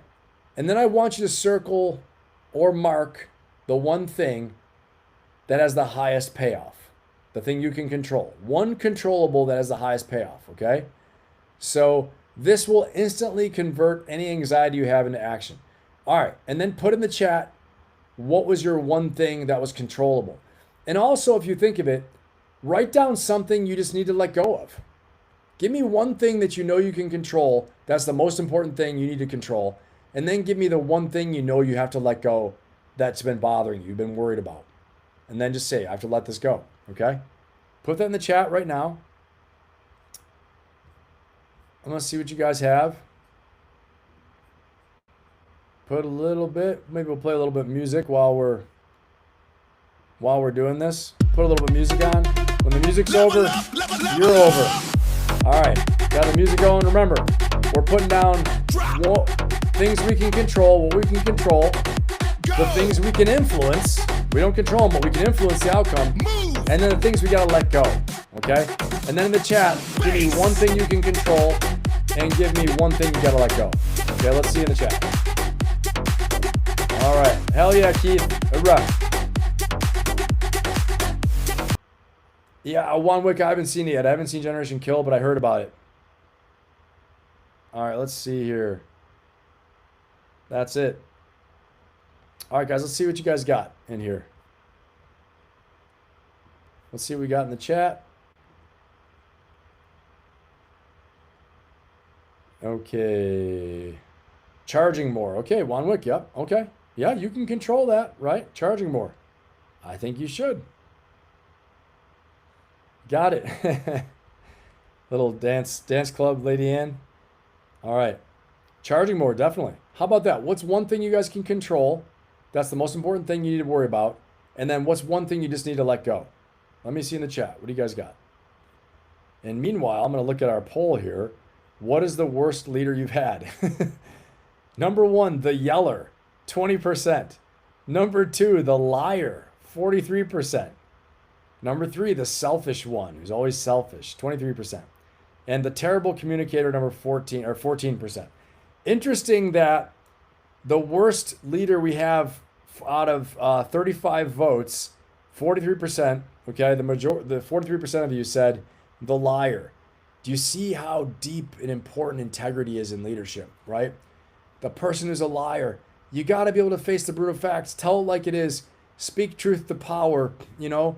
And remember, as all these stories I'm telling about people who don't have a culture where saying what the truth is, giving the brutal facts, the honest assessment is celebrated or accepted. They don't accept it. So look at that. That's the worst leaders you guys have had. It's very interesting, very telling. Let me see here. Okay. What do we got? Okay, Keith says, my effort, toxic family. Gotcha. Okay, Keith. Yep, that's right. Focus on your effort. You can't control the toxic family. You can't. I'd say my biggest thing is civil-minded is to let go of its total control. Yeah, forcing it to be a way it doesn't need to be rather than adapting the ideas. Okay, that's great. That's a great one. Civil-minded. Let's see here. Mindset, Lady Ann. Okay, got it, Lady Ann. Make up traffic. Stamina, constant political worries. Yeah. You can't control the politics. You know, I mean, honestly, I switch a lot of that stuff off. Honestly, you know, I mean, I talk about it in Warrior Wednesday as it pertains to strategy and leadership and case studies, okay, and then how we can deal with it. But you can't keep on feeding yourself these negative loops, right? This negative rage bait stuff, and it just drives you crazy. And again, there's a real dopamine effect on that too. The rage bait takes the place of happy dopamine, right? You're getting dopamine hits from rage baiting, from getting angry. You turn on Instagram or on YouTube, and you know it's your fix, okay? And so, but I want to explain this. Why do we get a fix from being angry? Well, when we experience anger, a fear mixture with anger, the anger heals the fear because it gives you certainty. When you feel angry, you feel certain, you feel strong, but it doesn't last that long. After the anger is over, you get exhausted, okay? So be very careful with that. Let's see, what else do we have here? Lisa Jones, can control, maintaining my standards, love it. Let go, client's internal dysfunction. Yeah, that's it, Lisa. Exactly. That's a good one, actually. Actually, very good. Very specific. Thank you. Mark, personal honor. Good. Other people's personal honor. That's a great one, Mark. That's a great one. All you can do is focus on you and the decisions you make and the way you live, right? The things you do. Other people, I think, you know, where it gets problematic and where it hurts and bothers people a lot, like, you know, I know for me personally, is when you're doing the right thing and you did the right thing your whole time during your career and you see other people doing things that you're just like, how is this a thing? How is this even acceptable? Or they're fooling everybody. I get that. But again, just remember, karma's a real thing. Energy flows are a real thing. I always believe, you know, people catch the liars eventually. You know, they get found out somehow, some way. It comes to the surface. And so you just focus on you, right? Focus on you the best you can. Now, you were a law enforcement officer. You were in justice, or you're doing justice and enforcing the law. That was your thing for a long time. I'm sure that's hard to let go. But otherwise, right now, this is your time to focus on you and set the example and spread good leadership from all the things you've done, man. You know, so that's great. That is an excellent one. I agree. All right, guys, let's keep rolling here. Appreciate everyone's candor and everyone participating. Totally awesome. Don't forget to like, subscribe, and share, everybody. Especially if you're new here, please go ahead and subscribe. Not going to hurt you at all. It's going to help the channel a lot too. Help me to get more and more guests, the guests that you want to see on the show. All right. Especially if they're not in my circle. And when I go to try to get them, the more subscribers they see, the bigger following, the more likely they are to come and be on the show. Okay. So it just helps out. Spread the word. We want to spread this movement. We got an amazing chat. We got an amazing group here. And I think we have a really great mission. We want to build this movement, spread the movement, and get as many people to join and to subscribe as possible. So awesome. I appreciate you guys and your support. Here we go. Let's get this going on to the next pillar. Pillar number 3, the power of culture. Culture equals symbols and narratives, underlying beliefs about who we are. Culture for a team and for you personally, right, what stories you're telling, what symbols that you keep around you, what content. It's like your environment, okay? Like I talk about in the 7 Forces of Ferocious Optimism. Like Marines celebrate the profession of arms. The warrior ethos is reinforced from day one. This is part of the culture, okay? You as a leader have to decide what kind of culture do you want to have on your team? What kind of culture do you personally want to have and to support, which becomes your brand, okay? Culture reinforces identity. Remember I told you how important identity is. What do you believe about yourself? Who are you, the person? You're the person that never quits, the person that does this, the person that always wins, the person that's a good friend, that's loyal, the person that does their duty, the person that's very thorough, like that GoDaddy guy I told you about today, that customer service. That was his identity. I am the most thorough. I am the one that, does 100%, gets it totally right every time. Okay? The culture of the Marine Corps celebrates valor, sacrifice, selflessness. The stories remind everyone of what's expected, right? Every Marine, past and present, protects the culture. That's just how it is. Okay? So for you personally and for business or for your team, whatever, your rituals, your symbols, your stories, these are all part of your brand, your culture, and your strategy. Okay? What you celebrate, you focus on. What you focus on, you get more of. Okay? What you tolerate, remember this, what you tolerate, you endorse. If you as a leader are tolerating something, you're therefore endorsing it. Even if you're not fully endorsing it, even if you don't say anything, if you allow it to happen under your watch and your purview, you're basically saying, yeah, well, I don't care that much about that. Okay? Culture is set on purpose, not by accident. Culture is built and refined and protected. Okay? Cultures have to be protected. Otherwise, new cultures will be injected by other people with differing values. Okay? And this goes for you personally, your brand, with who you associate with. If you associate with people that detract from your brand and from your culture and your values, it will diminish you. It will bring you down. Okay? It will change the way people perceive you. Remember I said before, you've all heard this a million times. You become who you hang around. Okay? It's the same thing with culture. And guess what? Culture is on a team. Culture is in a company. Culture is in an organization. Culture is in a country. Culture is in a civilization, right? So if you have people that don't have the same values and they want to change the culture of your company, of your team, and you're saying as the leader, yeah, that's not what we do here. That's not how we do it. You have to be the one to make sure that new people on the team actually assimilate. They actually understand the values, they understand the mission, and you as the leader are responsible to make sure that the culture is set on purpose. I've heard this many times. People say, well, the team decides the culture. No. This is like the this is like, what do you say? The tail wagging the dog. Okay? This is the lunatics running the asylum, right? And so that type of thing. You can't allow people on the team to merely set the culture. You need strategically to set the structure of the culture, what we really stand for, what we're not for, we're not. Culture is a strategic weapon, okay? And again, that's personally as your brand. That is as a small team. It's as a company. It's as an organization. It goes up and up and up to a city, to a state, to a country, right? Culture becomes soft power. It's influence. Culture also makes people trust you or not trust you. If you got a bad culture, a culture of lying, cheating, stealing, a thieving culture, a crappy culture, you can't be trusted. You've got people look over them like those employees over there are just dirtbags. They never show up on time. It's a crappy culture. Okay? A football team, some of the old like Miami Hurricanes football team was known for us wild gunslinging type culture, right? The Raiders back under, what's his name? The old Raiders, old school Raiders, right? So all these things are culture. You got to decide though, what is your personal culture? What's your personal brand?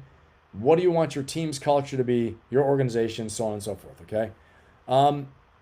This is a good one here. It's a little case study from Pixar, of all places, Pixar. Steve Jobs was with Pixar before. Pixar had the brain trust. This is a good case study. They institutionalized candor, speaking your mind, through its brain trust. This was part of their culture. A room where directors get brutally honest feedback with egos checked at the door. They get brutally honest feedback from the team, okay? Ed Catmull was the executive at Pixar, and he said, every early Pixar film sucked. Every early Pixar film sucked at first. Culture, not talent, made them great. Okay, the film sucked, but because the culture, they said, this is terrible, that's terrible. You hear many voices about people watching what the quality of the film is supposed to be like, but the team made the films great by making truth safe to say, okay? This is very important. Culture is the machine that turns talented individuals into unstoppable teams.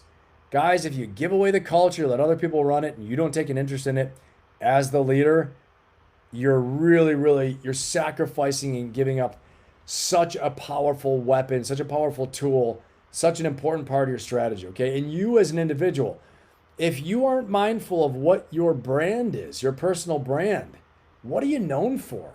What are you known to always do? And what are you known that you'll never do, right? What are you known to always deliver? How do you carry yourself? What are the things you stand for? What do you believe in? All these things like that, okay? What is your appearance? All these things lead into your personal brand, which on a larger scale is your culture, okay? At a small level, it's your culture. And remember, what you celebrate, you amplify and get more of, okay? You're going to make it bigger. You're going to multiply and get more of it, whatever you celebrate. Your team's values aren't written on a wall, okay? These are what gets rewarded. Whatever you reward, and you as an individual, what you celebrate, okay? What you tolerate, what you reward, and what you retell, the stories you talk about. You know, like here's me on my channel, right? I talk about Mindset Monday, Warrior Wednesdays, and then we have a great time in the War Room Recall on Fridays, right? Talking about lots of different things, okay? But it's talking about mindset and leadership and case studies and all these things, talking about decision-making, strategy on Wednesdays. I'm telling you what I think is important, what's important to me, all right? And so just as a personal branding point. And then you think about, for you, what do you want people to know you for, right? And for your team, maybe you have a little 5-man team, 5-person team you're leading right now. What do you want others in the company to know you guys for? What is your vision for that? That matters. What's the microculture within the company? Okay? Make sure it's nested, make sure it matches if you're in a large organization. It supports the larger company's vision and values, but down at your specific level. What does that mean for you? We're the ones who always show up early and we get it done on early and under budget. That could be it, right? We're the ones that are always known to be the most prepared to every presentation. We are always the best briefers. I don't know. I'm just making stuff up, right? All these things, okay? Like example, Conor McGregor is known for his brand is he's going to be the most entertaining fighter out there. He is going to bring so much attention to his fights. I think people love to fight him because they're going to make a lot of money because he brings so much to it, okay? That's his brand. That's what it is. That's what you're going to get, all right? Take a look at what your rituals are individually and as a team, okay? Are you celebrating the right behaviors, okay? Are you celebrating the things that will move you towards your goals and to help you win? Or are you just celebrating, results, some results that don't matter as much? You really got to think about that and focus on it. Hey, welcome aboard, Civil-Minded, join Platinum member. Big round of applause, everybody, for Civil-Minded here. Big round of applause. Put the emoji hands together. Thank you so much. You are a friend of the channel. Appreciate that. Very cool. Civil-Minded, awesome. Welcome aboard to Platinum. Very cool. Now we get more and more Platinum members. Very cool. Appreciate that. Welcome. Let's keep going here. Grateful for all our members out there. So, this is super important, because your culture precedes you, right? So let's talk about right now, frontline leadership and building trust. I think this is super important. I talked about culture can also build trust for you, right? Culture will precede your team. You need to know this, something very, very important I was taught as a Marine Corps officer, okay? All battles are won or lost first in the mind of the commander. You are the commander. Make no mistake, you're the commander of your life. You're the commander of your team, okay? You're the commander of whatever it is, but definitely of your own life for sure. But you are the commander. And in your life, The battles you're facing will be won or lost first in your mind. If you think you're out, okay? Just like Henry Ford said, whether you think you can or you think you can't, you're right. Think about that for a minute. This is the power of a mind. It's not just a bumper sticker. It's not just a little platitude, not just something I'm saying that's like, that's something I've heard. It sounds nice. Guys, I've experienced it so much. I've been coaching people full-time, going on 8 years now. Full-time in this business, coaching people, okay? I've seen people from celebrities to small business owners to managers to rising, ambitious young leaders who are young guns trying to kick ass and working their brains out, grinding, to, mega wealthy people who still aren't satisfied and they have a walk-on mentality. They're acting like that young grinder, even though they're worth hundreds of millions of dollars. Okay, I've seen all these things. And I want to tell you, point, period, and paragraph, your vision and your decision in your mind to that, whether you won or lost, means everything. Whether you're going to throw in the towel and quit or not means everything. Okay? It really does. The leader's inner game sets the ceiling for everyone on the team, including you. Trust is built by understanding the deeper core motivations of your people. You need to understand this first, okay? So first of all, we spent time with you knowing you. You've got to understand how your brain works as a leader, how you work, build your energy, control your character, right? Control your decision making, being able to go through fear for you. But you also need to understand what drives you, what makes your brain, your emotions work, what drives your people. We're going to hit that right now. This is super important. We're going to talk about something called the 8 core human interests and key motivations. Okay? These are the things that drive us to do what we do. So pay attention to this. It's super important. Okay? Here we go. Number 1, core vital human interest number 1 is safety, security, and stability. Okay? We need to know that we're safe. We need to know that we're secure. We need to know that we're free from attack, from danger, from disease, all these things like that. Number 1 is safety, security, and stability. If you don't have those things, you will seek to create this in your life first. Get a home, get shelter, be safe, get off the street, get away from people who want to hurt you, okay? All these things that protect your loved ones, right? Number 2, the next thing is economic prosperity, okay? This will contribute to stability and security and safety. We need to know within our world right now, it is an economically oriented world, right? Where we have money, we have pay, we have exchange of goods. You need to be able to provide for yourself and your loved ones and the causes you believe in. Believe it or not, that's a big part of this, okay? So economic prosperity is number 2. Number 3, love and belonging. You need to know that you are connected, that you belong, that you have a tribe, that you are valued. And the love doesn't have to be romantic love. Just to know that you belong in a group. You have a tribe. You are known, okay? You are connected. Connectedness. All this matters, okay? That's number 3. Number 4, respect and status. We need to know that within the group that we belong to, the tribe, where we are accepted, that we have some type of respect. We're not just fools. We're not just pushed around. We have even a small amount of respect. We have status. To know that we matter. People will do incredible, crazy things, dangerous things, just to know that they matter, so that they will matter to the group, so that they will get the respect of the group, so that they will be noticed by the group. First of all, so they can get accepted into the group. Next of all, they get respect and status in the group, okay? People live their whole lives around these things. You have to understand that these are the things that drive all of us, okay? Next, change, variety, stimulation. This is the first of the key motivations. The first 4 of these things are absolutely essential that you need. These next 4 enhance life, make life more and more powerful, have deeper joy, deeper meaning. It enhances life. So you need change, you need variety, you need stimulation, okay? Learning, growing, doing new things, challenging yourself, okay? Which leads into the next one. Next key motivation is personal growth and evolution. You have to know that whatever you believe you can be, you need to be striving to become that thing. This is actually from Abraham Maslow and his hierarchy of needs. It's called self-actualization, okay? So this is another huge, important key motivation. So think about yourself. What's the most important for you out of all these things? I got 2 more to go, but then think about the team you lead. On your team, if you can see these things, does this person value respect and status most? Do they only value economic prosperity and compensation most? What are they looking for? Security and stability. Maybe they're a family. They just want to know they're secure, they're safe, they're stable, their family's safe. Well, do they want to belong to something? Some of them, they don't care about the pay. They care about belonging, and they want to be in a group, and they want to feel like they're super connected. What do they want?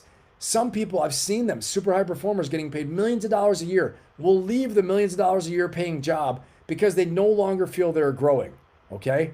Personal growth, evolution, opportunities for growth, opportunities to learn. People will take a job for less pay because they know they can learn. They'll leave where they were before, okay?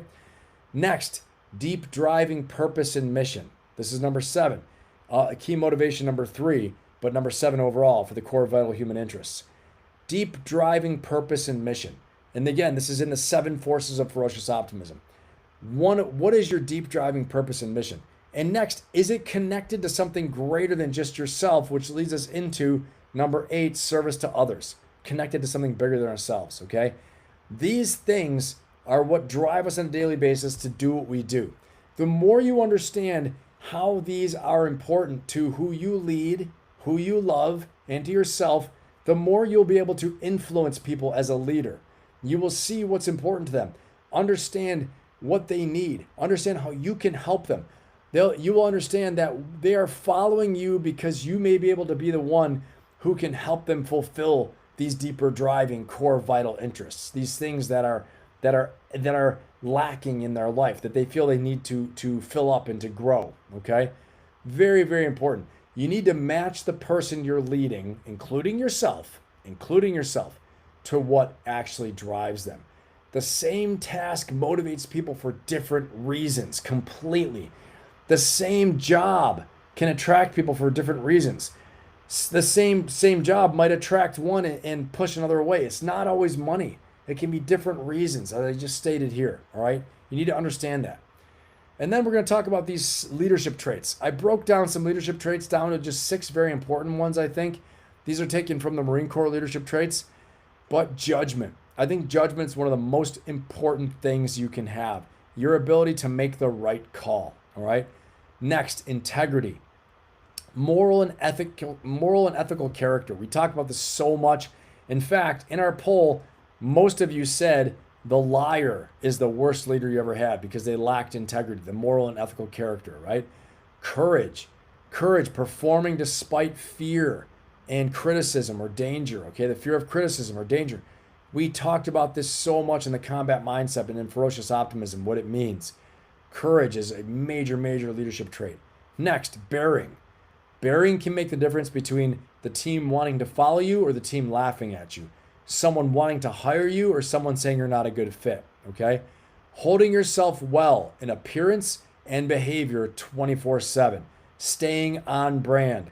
Staying on culture, right? This is brand reinforcement. If your brand is you're always, in a suit all the time, you stay on brand, right? If you're always a certain way of doing things, you stay on brand. You don't one day just zig and zag all over the place, okay? Bearing. Endurance, the mental and physical stamina to withhold and withstand stress and hardship, to withstand stress and hardship. Endurance, you need endurance, big endurance. And last, decisiveness, making timely calls and communicating them under stress. I've seen people that could have been great leaders, but they were not decisive. They didn't make a timely decision. They made decisions at the wrong time, or they hesitated. They had analysis paralysis, and it kills them, okay? So making timely decisions is so important. And then I'm going to talk to you guys about also what's so important about frontline leadership and building trust. The 4 cores, okay? The 4 cores of trust. And this is according to Stephen Covey. I'm going to tell you guys if it's not my work. According to Stephen Covey, the 4 cores of credibility: character, competence, integrity, and intention. The first 2 of these, character and competence, are who you are. The last 2 are how you show up, okay? Character and competence, who you are. How you show up is integrity and intention, okay? Very, very, very, very important. These are high leverage trust behaviors, okay? You want to be able to talk straight, create transparency, and confront reality, right any wrongs. If you're not competent in your job, but you have a high degree of integrity, no one's going to want to work with you because you could be like, this person that's super super skilled but a criminal mastermind who doesn't tell the truth, it's a liar, a cheater, a stealer.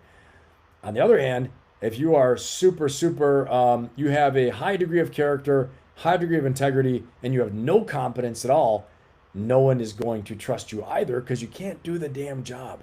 You need both character and competence. You need them both, okay? Your team needs them. You need them.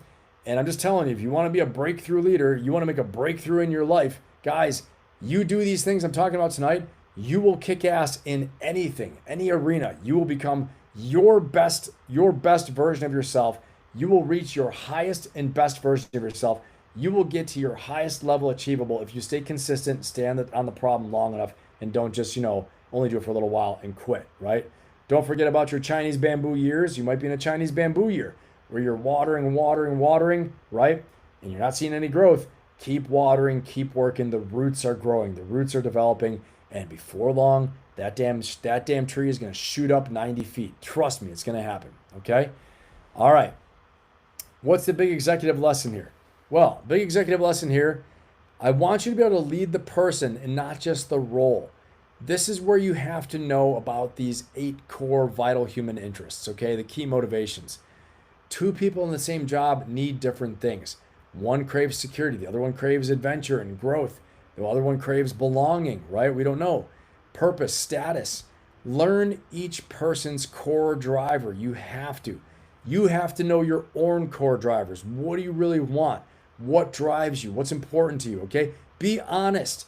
Face yourself in the mirror and say, I know this is what it is. And also don't fall into any traps where someone tries to fool you by offering that, okay, or tricking you, because let's say you're so into respect and status that people can play to that using simple flattery, for example, okay? So you have to know your own desires, your own drivers, your own core vital interests, your key motivations, okay, that make you perform and make you make choices, make you do the things you do, all right? So you will unlock so much effort, so much loyalty, so much drive, so much leadership from your team, from your people, from yourself, that it doesn't even matter if you have a title or not. You will be the most influential person in the team, in the organization, in your house, of yourself, if you know these things and know why you're doing what you're doing. What is driving you? You got to understand this, guys. These are, you can say, these are used in a lot of different situations. Let me just put it that way, okay? A lot of very sensitive, important, strategic things, okay? So, here we go. Little exercise. I want each of you to picture your most difficult team member right now, okay? I know we all have a team of some way, shape, or form. Picture your most difficult team member right now.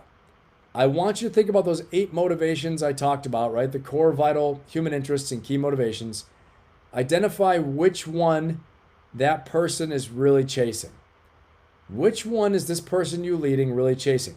Is it security and stability? Is it economic prosperity? Is it belonging and tribe and connection and love? Is it respect and status? Is it change, variety, stimulation, fun, adventure? Is it respect, or is it personal evolution, personal growth? Is it purpose and mission? Purpose and mission, deep driving purpose and mission. They want to they would need to know that they're on a deeper mission, powerful purpose. Or is it serving others? The last one, is it service to others? Which one is it? Okay. Take a look at this, and I want you just to write down in the chat what it is for them. And then what do you think? Add a couple little words in there. What would speak to that driver for them? What would make a difference that you could do? Okay? Most people problems, quote unquote people problems, are just unmet motivation problems, okay? Leadership is powerful. Leadership makes such a difference in the team, in the mission, and success, and everything, okay? A lot of these are unmet motivation, unrecognized core vital human interest, key motivations. They're unrecognized. A lot of times this performer they have a leader who doesn't know what their driver is, okay? And then there's sometimes you've met the driver and the person is just bad. And you got to coach him, you got to counsel him, you got to get rid of him. I know that too. Trust me, okay? But most of the time, you can unlock their best performance by recognizing what it is they really need, what will drive them and motivate them, okay? And I'd love to see what you guys put that in the chat. Let me see what we got. Okay, Makeup Traffic's got respect and status. Awesome. I appreciate you sharing that. It's good. Lisa, respect and status and going about it the wrong way. Amen to that. Most people do. They don't know how. They pop off.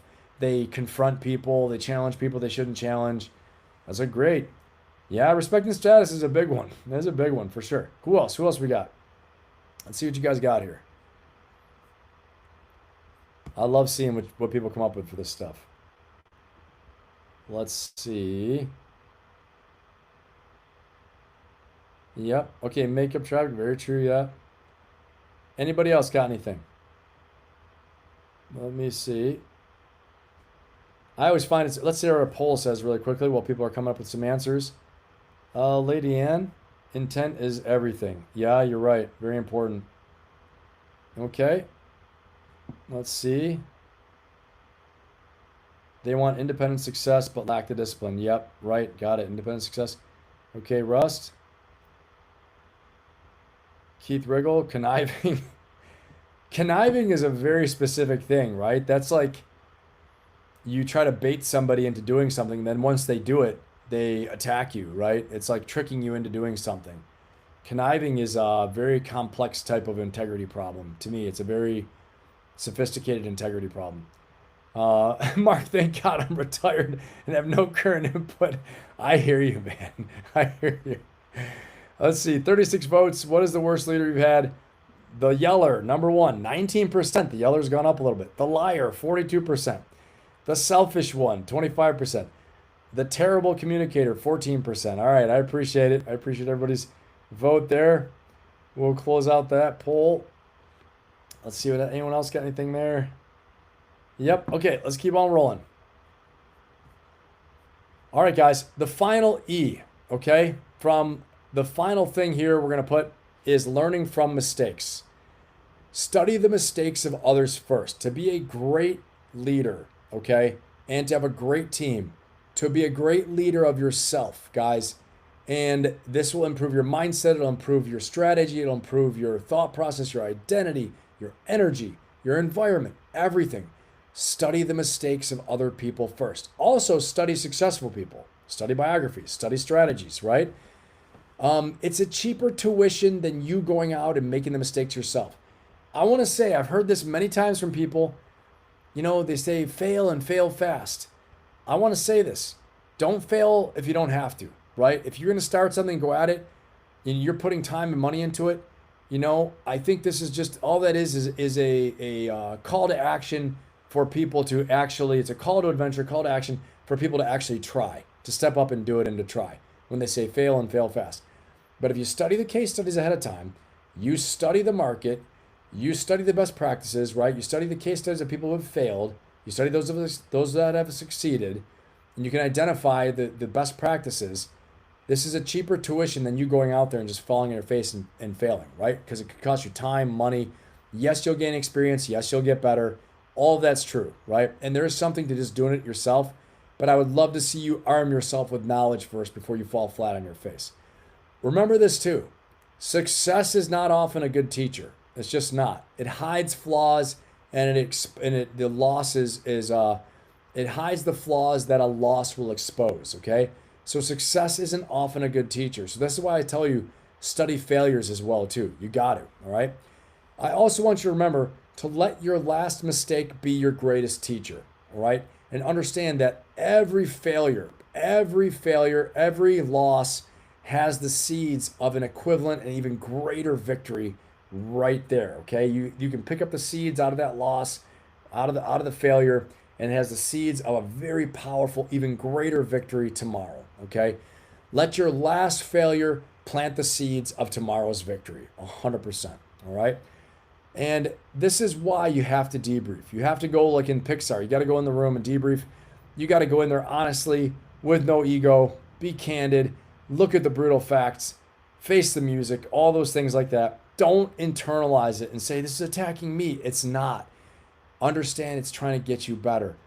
In business, it's humbling, right? Just like in the arts, it's performance, it's humbling. It's humbling at work if you don't meet the bottom line. Sales are humbling. When you're a manager, you're a leader, whatever it is, it can be humbling, right? If you just couldn't figure out how to lead someone the right way, all of it can be humbling. Put your ego at the door, look at the data points, treat it all like data, let it help you grow. Okay, that's what I want to say.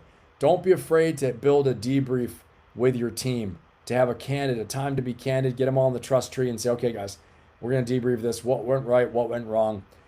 Is there something I can improve? Can I help you better as the leader of the team? If you're the leader, how am I doing as an action officer? Am I supporting you and enabling you? And you might hear some things, right? And if they really understand that you're really being honest, set the tone as well too. We still need to be professional. We still have to treat each other well if we're going to say things to each other. We can't just be, like, you're a total a-hole, I hate you. Literally, I've heard stuff like that. That doesn't do anyone any good, okay? So I think you want to set up what the system, process, and the culture for the team debrief is too, all right? Because you want to make sure everyone feels free and feels open to tell the truth, all right? So, all right, we talked about a lot of stuff tonight. Okay, and your call to action right now is you can be your best. You can actually be your best professionally and personally if you're willing to pay the price. Okay, so the only question that really matters tonight is, what are you willing to change? Are you willing to step up? Are you willing to get help? Are you willing to find, the things you need to learn in order to grow, in order to break through fear? Are you willing to work on thought control, controlling the direction of your thoughts, and understanding that your beliefs, the beliefs let you run the show, okay? Your thoughts, backed up by your beliefs, are what are really running the show for you, okay? But are you willing to find the accountability circle? Are you willing to build your team the right way? Are you willing to work on yourself first? All these things, okay? We talked about your mindset, a fixed mindset versus a growth mindset. We talked about being a victim versus an owner. We talked about the direction of your thoughts and your habits. We talked about your energy and your focus. Remember, where your attention goes, okay, your power will go. Whatever you focus on, you get more of. Whatever you focus on, you feel, all right? You've got to get enough sleep. You got to take care of your sleep. Your energy is almost everything. Your energy, your environment.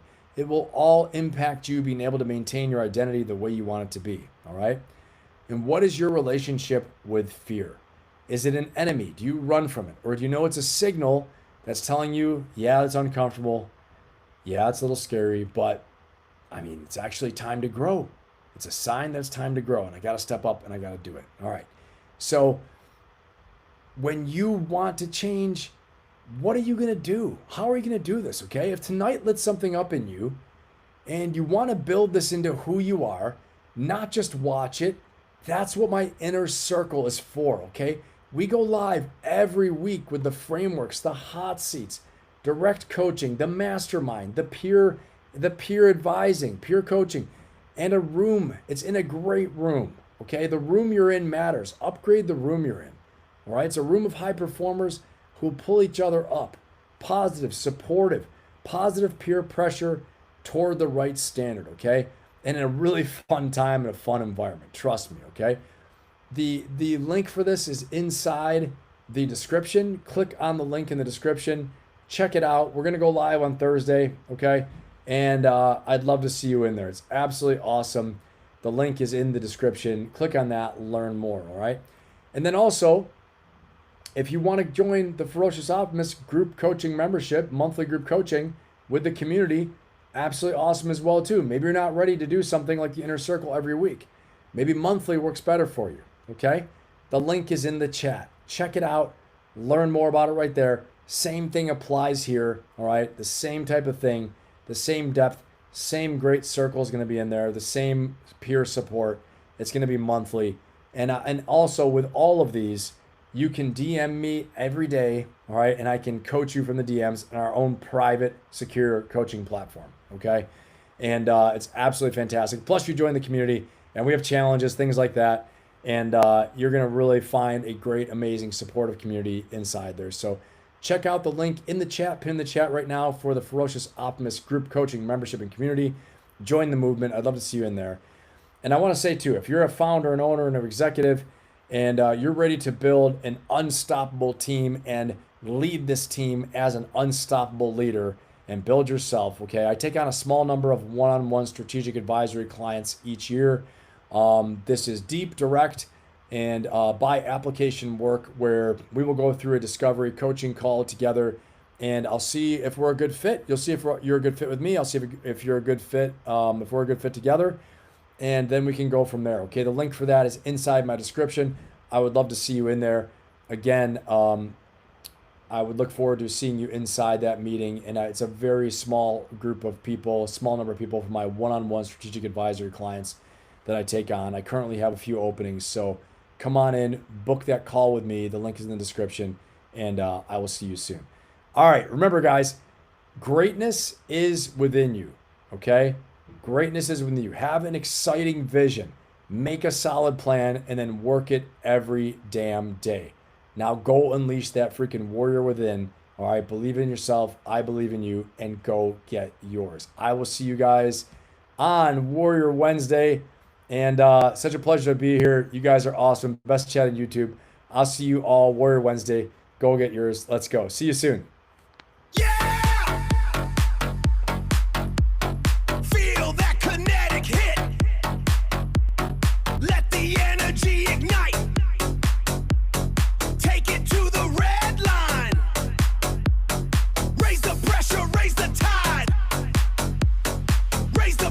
Raise the